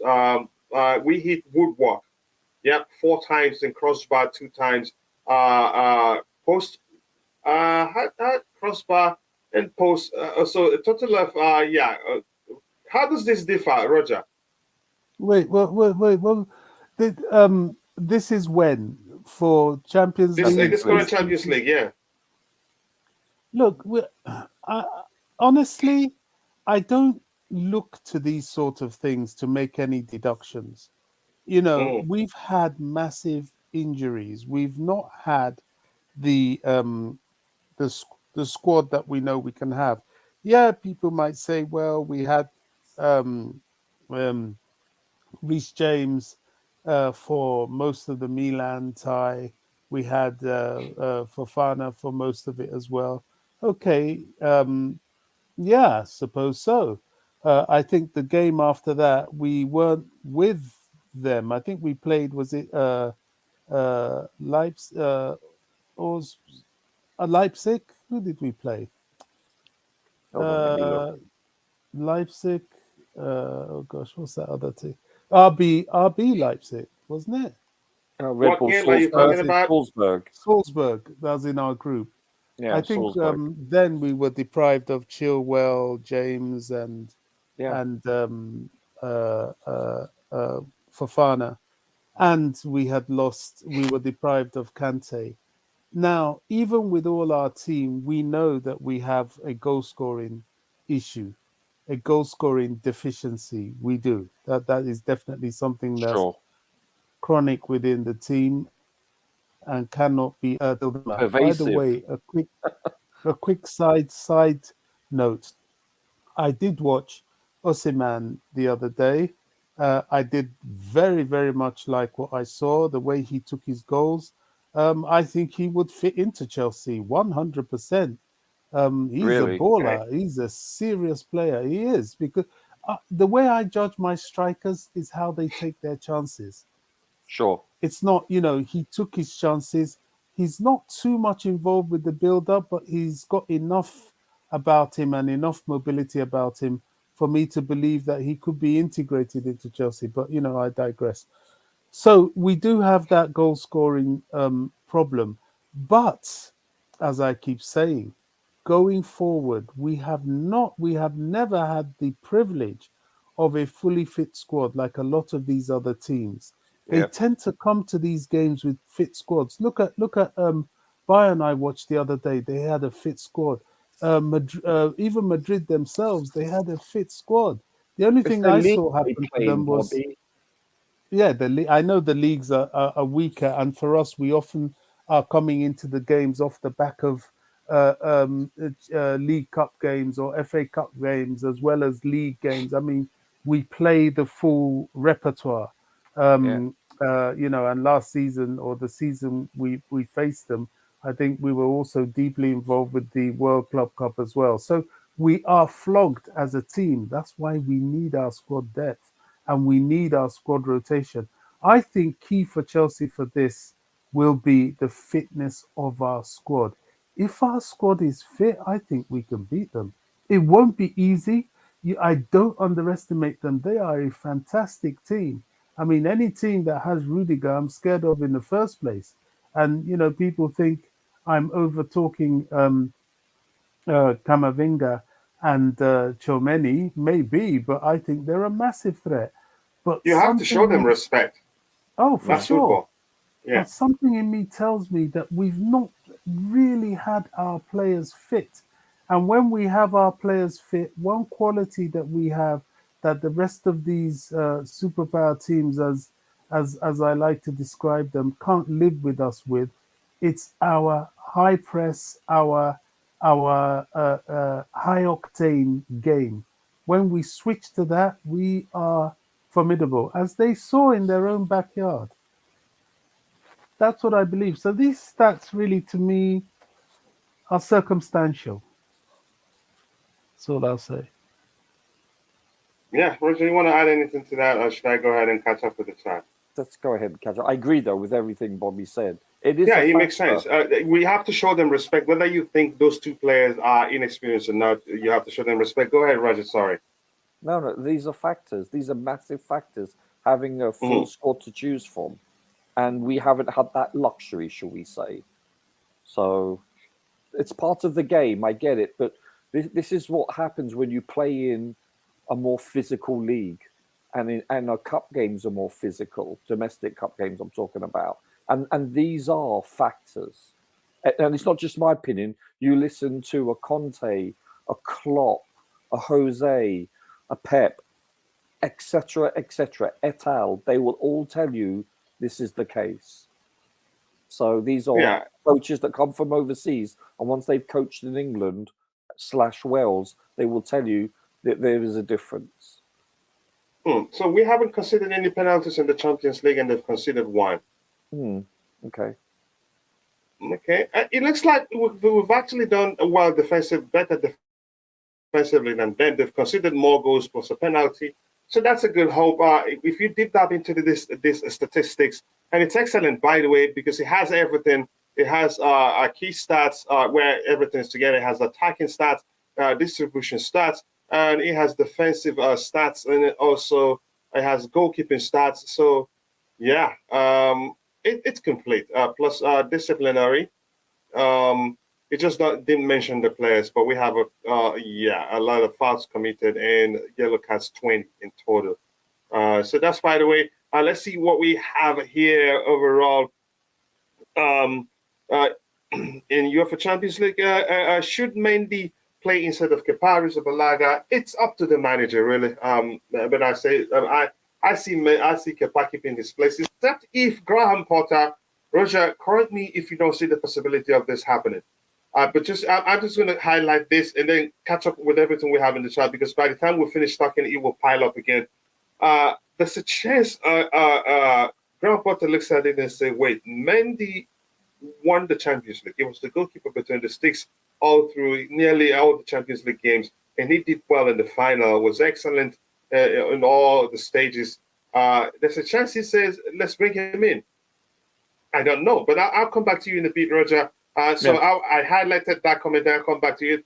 Calm down, guys. By this game, by the time this thing comes around, the midfield God will be ready. Kante. Before you said, I knew who you were talking about. We lost 8 goals. Coachella again. When is the Madrid match? Thought by then, lots of things would have happened. Everton should be a priority, I suppose. The Madrid match is on the 11th of April. That's 3 days after we play Wolves, because we play Wolves on the 8th. April is actually jam-packed for Chelsea, really. I am nervous, Coach. Do you know why I'm laughing, Roger? No, why? Let me see. Okay. Do you see? Okay, I was gonna say he was so again. I was Voldemort. gonna say he was so nervous. He didn't mention Brighton, but he did. Yeah, he did mention Brighton again. I am nervous, Coach. Madrid have pedigree. Lord of Voldemort. Voldemort. That's another funny one. Won this time, and Brighton has never lived happily ever after. Okay. Ouch. Let's see what happens. Burgess, If Kepa is in goal against Madrid, Rudiger will tell them to shoot from anywhere of the pitch. I think that's actually some misconception really. But I'm suspecting that Graham Potter may well bring back Mendy. Given he will probably start from the first leg and say, "Look, I'm giving you this opportunity to show me you can take the number one spot. Plus, you did well in the Champions League. Show me you can do it again." There's also a chance he may well look and say Mendy was the reason why we got knocked out. But I'll have Roger talk about that. How is Kepa's a vertical leap? I don't know, really. I don't know. Kepa better be confident and not play scared. The team can win, the club can win, but Potter cannot. Really, give him some credit, brother. Oh, brother. Kepa seems to struggle when the ball is placed at top corners of the goal. Yeah. Wow. Because he doesn't have a long wingspan, let's call it that. His arms aren't that long compared to someone. Every time you guys talk about that, I think you guys are talking about airplanes. Kepa is short in the short term until Mendy is fully fit. Let's see if that's going to be the case. Real Madrid midfield on 4 yellow cards each. Okay, also. So same thing as us. Really? Let's see.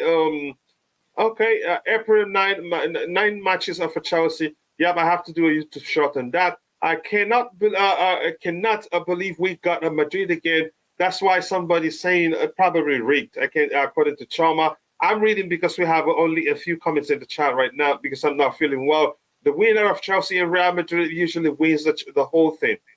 Oh, yeah. Since we've started playing against them in the Champions League, that has been the case on 2 occasions. We beat them in the semifinals when we met them the other one, and we went ahead and won it, and they beat us. They went ahead and won it too.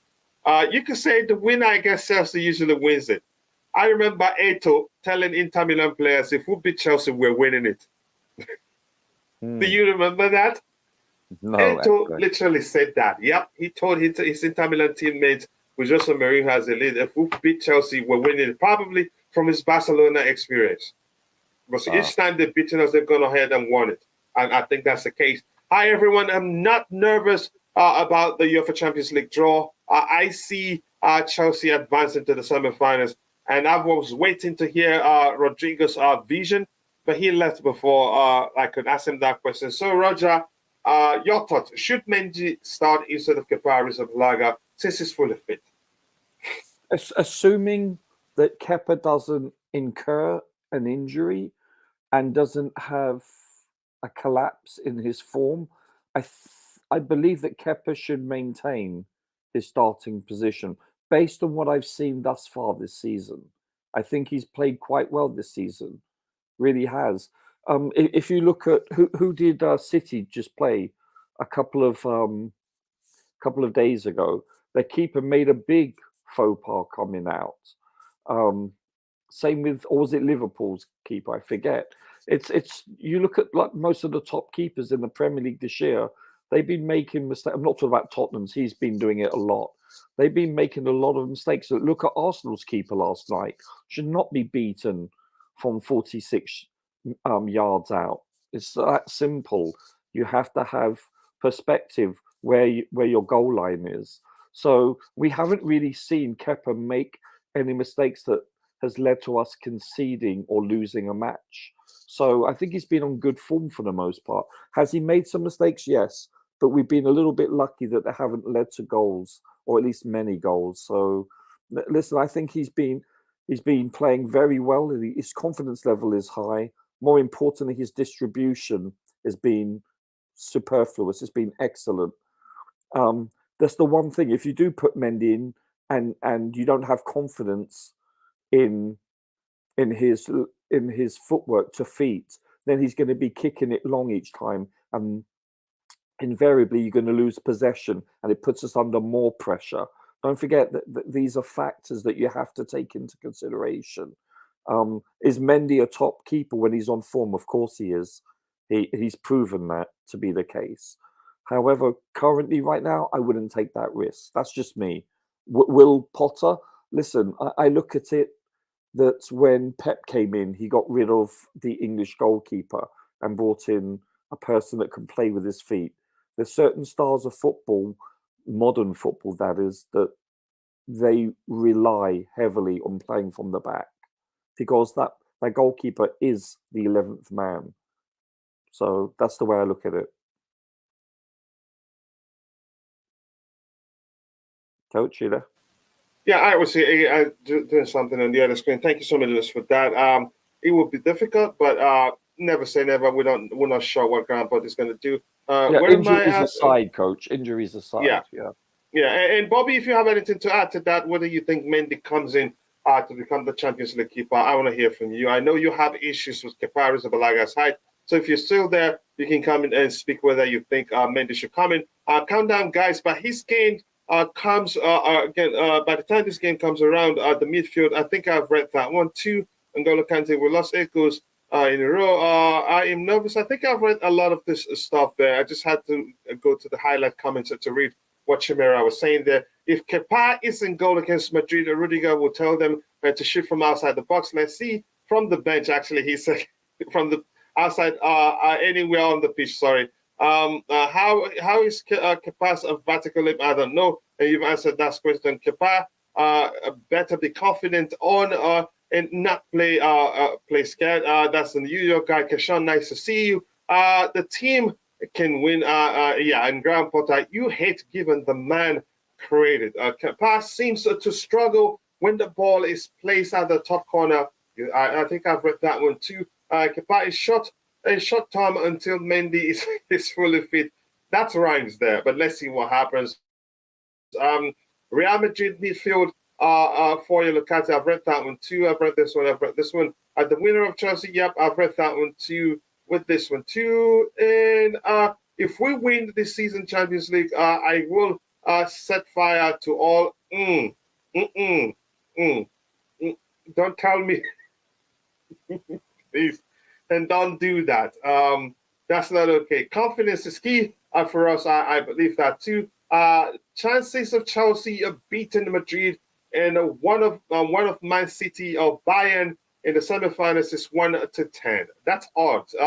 So how do you read that? Does that mean it's very difficult or easy? Very difficult, I'm guessing.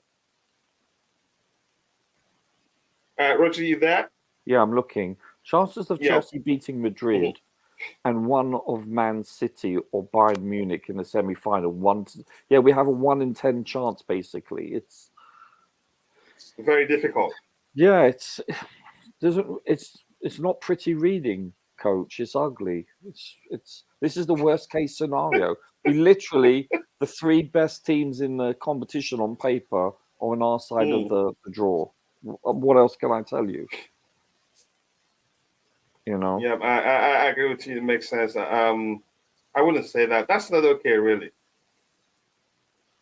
Yeah, it's not good reading if you're a Chelsea fan. No, it's not. It's not at all. If we're being honest, on paper. But you know what? If you're good enough to win this cup, you're good enough to beat anybody. You have to beat the best.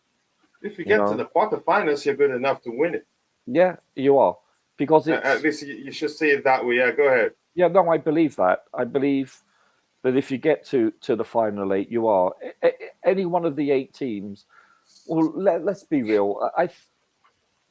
I think realistically, there's about 4, possibly 5 teams, including Chelsea, that can win this. Because we have history of doing it. Twice in the last 10 years, 11 years. Once in the last 2. We're capable of winning it with a squid. There's maybe both Milan teams I don't think are really capable of winning this tournament, in all fairness to them. Benfica could. Benfica, if they play their best, they are capable of winning it. Do I think they will? Probably not. But they deserve consideration. But the remaining 4 plus Napoli, I believe that there's 5 teams that realistically are genuine favourites, not romantic favourites, but genuine potential contenders. Let's put it that way. Well, after all, on 2 occasions that we've won it, nobody gave us a chance. No, that's true. It's as simple as that. I didn't think we're going to win it on both occasions. you know, just to get to the On, final. on the second one, I believe we were going to win it because I trusted Thomas Tuchel that much. I didn't. I thought Man City, because Man City had a great year that year. They were playing outstanding football, and I was like, as long as they don't embarrass us, this is what I was telling myself, I'll be happy. And you know, I couldn't believe that silky German. It was a beautiful game. A well-taken goal, confidently taken too. Yeah, it was a beauty. Yeah. We played very well. To keep a clean sheet against that team was impressive. Was really impressive. And probably Pep thought they've won that one. Yeah, you know, as much as everyone, he's a great coach who truly is, but I think he outthinks himself sometimes, and he's got a history of doing this. It's happened on 2 or 3 occasions where he's made decisions that have been quote unquote questionable, that go against logic, where he tries to outthink his opponent. Just play the way that got you there. That's all you need to do, because his squad predominantly has so much depth that if they play their A game, no one's beating them. Let's be honest. So that's my only criticism. Too much, maybe. Yeah, that's my only criticism of him, and he is a great coach, and that term needs to be used when I'm applying it to him, because he will go down in the annals of history as a remarkable coach, someone that has changed the game. He really has. You know, he's I don't know, he's someone that he revolutionized football. You know. Yes, indeed. Let me catch up with the chat. I think we should call it a day in a bit. Kante will be the how do you pronounce that? The harmony? Is it harmony of Porta? What? Hermione? I'm not sure. Let me just call it Hermione of Porta. Well, Hermione said Porta like she did a gazillion times, or is she gonna friend zone Porta like she did in the Forest? Mentioned in the character probably. Yeah, I don't get it. Sorry. Yeah, Hermione never liked Potter, so probably from Harry Potter. Yeah, I don't know. I don't watch the films. Okay. The funny part is that I grew up a Madrid and Chelsea fan. I'm happy with either of the teams winning. Go away. But I will support Chelsea. I see, Liga brother, nice to see you again. But I understand lots of people are like that. My team is going to the final, Chelsea. I see that against Sokoto. Thank you for saying that. I appreciate that comment. Rogers, the idea of modern football and goalkeepers are playing with their feet is a myth. One of the best goalkeepers, Alisson, who's good at his feet, has made too many mistakes. I think he's just trying to make a point at the same time. That's what I was saying. You wanted to say something? That's what I was saying. It's not a myth, because a lot of progressive teams play out from the back. And that's what I was trying to actually explain, that you have a look at several keepers lately, they've been making mistakes with their feet. And Kepa hasn't been doing so this year. He's been very consistent.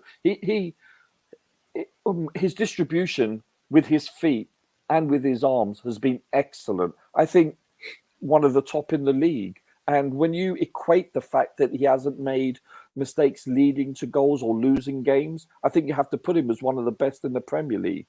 But you have a look at that keeper that you were talking about. He's an excellent world-class keeper, but he has made mistakes. If you have, who's that German keeper that plays for Bayern? Forgot his name. Manuel Neuer. Yeah, Neuer. He's considered one of the greatest. But look how many mistakes he makes. But he does a lot of high-profile mistakes. Very much so. Same with Tottenham's keeper. Look, he did that in the World Cup final. No, that one is he's a drama queen. You could call him. No, but in the World Cup final, he's basically an actor. Yeah, he's a pretender, not a contender. Yeah, I said it. But look, he made a huge faux pas in the World Cup final, which they won for just over 4.5 years ago. It's because that they're not inherently a football player with their feet for the most part, that they have greater responsibilities. However, the modern game does require that these keepers play more outside with their feet, and that isn't a myth. Yeah, It's real. again, a few modern managers go with goalkeepers that just I don't know if we should start calling them traditional goalkeepers. So yeah, go ahead. No, it's because they're expected to play with their feet now. They're expected to utilize the 11th man. Why not? Numerically, it works. Mhm. So it's not a myth. Yes, if you go to the clubs, the lower leagues, and the clubs with the smaller budgets, you won't see too many keepers play with their feet because they're hard to come by. You know, they're expensive. That's why. Yeah. I just want to say one thing. If you look at Spain, for instance, you know the goalkeepers. You know how they train. They don't train like the English goalkeepers do, where you'll see that the outside players practice while the keepers are separated, and they'll play. They'll use goalkeeping training methods. That's not the case in Spain for years now. The goalkeepers they start their training sessions with all the outside players. They don't segregate them. And it's only after the outside players have gone on to other exercises that the actual goalkeepers have their goalkeeping training sessions. So what does that tell you? That's why you look invariably Spanish goalkeepers are more technical with their feet. And that's been the case for over 10 years now. So it's not a myth. Yeah, thank you so much. I appreciate that, Roger. If Kante will be fit enough, we are in the semi-finals. I hope that happens. 1 in 10 chances, 10%. That's a better way to explain it so that a lot of people can understand it. 10% chance with 8 teams left. I think these chances are not bad. Moreover, considering the draw we're given, I think these are reasonable. Reasonable, and I do think that Napoli could be more than a real.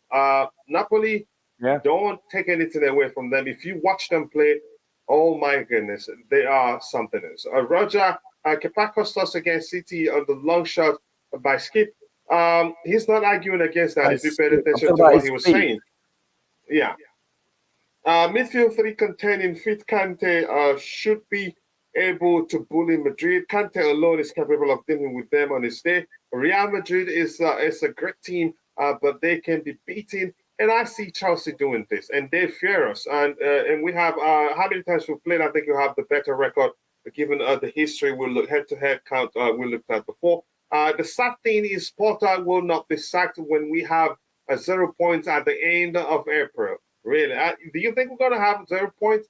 He's going to keep disappointing you. I know I have questions with regards to Potter's tactical abilities, but yeah, I think he's tried. You give him credit, even if you think the players are the reasons why we're winning. Give him some credit. He makes a selection. But I know we have a war. You and I are fighting a war. You don't give him a credit at all. That's concerning to me, bro.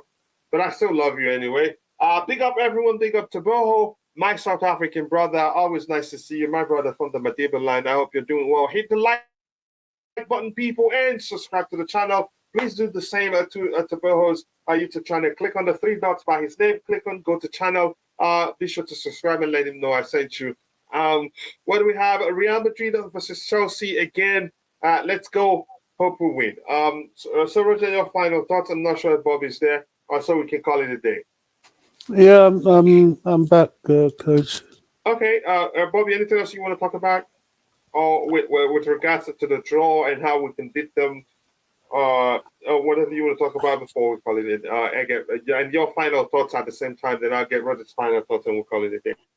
Yeah, I mean, we don't need to think about this till it's upon us on the 12th of April. I think we have Liverpool before this game, if I remember right. Yeah, our next game, again, after Everton, we'll play Aston Villa on April 1st. We'll play Liverpool on April 4th. We'll play Wolves on April 8th. Then Real Madrid on April 11th. Okay, so there's a bit of a gap between these games. Yeah. So, our focus now needs to be, winning our league games and using the length and breadth of the squad efficiently to do so. I'm hoping after the international break, we can start talking about Kante coming back. I'm glad he's not anywhere near being back because well, I think it may be tactical. Even if he was fit enough, we shouldn't be playing him now. And just sending him to France is just stupidity. You don't think Yeah, he'll come on for 10, 20 minutes against Everton, no?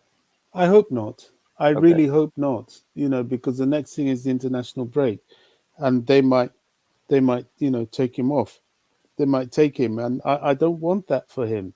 This guy needs Ditto. to be allowed to get well. Yeah. Let him get fit. They just use him until he's gone, like he has now. And I think after having surgery, I think you need to be wiser now in how you use him and not think he's the same. Focusing on the squad, the players that aren't fit, the players that have come back, we need to realize that they need time. Chilwell is playing excellently now, but I still think he needs time. Don't rush it. Definitely Reece needs time to get up to speed. And, we've played Wesley back to back a couple of games. I wouldn't be upset to see him on the bench against Everton. I know that they probably won't do that because Thiago Silva isn't around, but I wouldn't mind. Rotate them. Play Koulibaly and Badiashile. He hasn't done that before. Although Koulibaly needs a good runner around him. Utilize Chalobah. Chalobah's a good defender. I don't know. He had a bit of a hiccup. Did he play? Didn't he play in the second leg against Madrid and under Thomas Tuchel? Against, I think Real he Madrid did. At the Bernabeu. Didn't he play? But I don't remember. But go ahead with what you were saying. I think he did. I can't remember. It's amazing how we forget. Well, we watch so many games, don't we? But he's a good player. Get all them fit and ready to play.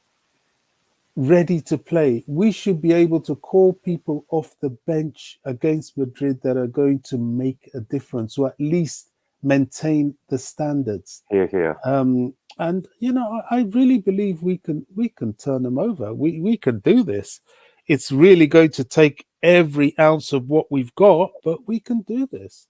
And it's a good mentality to have because they're a good team. Seriously.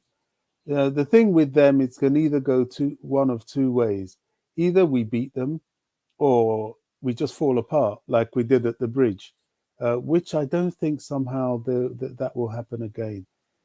Mr. Mount, if you can't be motivated for a game like this and come back to some form, then you shouldn't be playing football.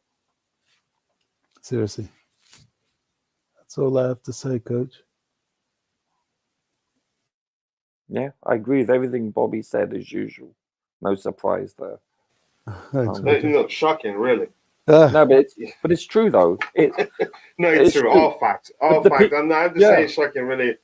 Just joking there. All facts. I love Bobby's positivity, his confidence. I'm a little bit more dubious. I lack that confidence for many reasons. We have 4 games in the first 11 days of April. That's a lot. 4 days and 3 days. 4 days and 3 days. This is a lot, chaps. So listen, the rotation needs to be spot on. It really does. I'm worried. I think we do need to rest certain players like an Enzo. Is it possible we could win this tie? Yes, it is. We need maybe perhaps Lady Luck to be on our side a little bit, to shine, shall we say? And we need to be lucky with the referees' calls also. If you look at the amount of cards we get compared to them, it's a bit like when Michael Jordan used to play basketball. If you sneezed on him, it was a foul. So it needs the same here. We need a ref that is, and a refereeing team that is also equal. We need to play our best, and they need realistically to have an off day or two. Let's be honest here, because if Real Madrid play at their very best, I don't think we can match them. Let's be honest. Even if we play at our best, it'll be tough. So they need to how shall I put this? They need to perhaps underestimate us to a certain extent, but I don't see Ancelotti doing that, allowing his team to do that. Let's just hope they have off days. And in the meantime, I think Potter has to really earn his money in how he rotates this squad prior to and in between both matches for Real Madrid. You know, we need to look fresh against both of those teams. 9 games in 30 days is a lot. This is ridiculous. And we're perhaps, I was about to say, a little bit lucky for getting all our players back or close to them, but we've been unlucky in the first place for them to be not healthy for most of the season anyway. So it's going to be an interesting draw. Let's put it that way. And even if we do beat them, Coach, the chances of us beating or getting to the final via City or Bayern is, wow, it's like a bad dream. I just want to react to what Chelsea the way said.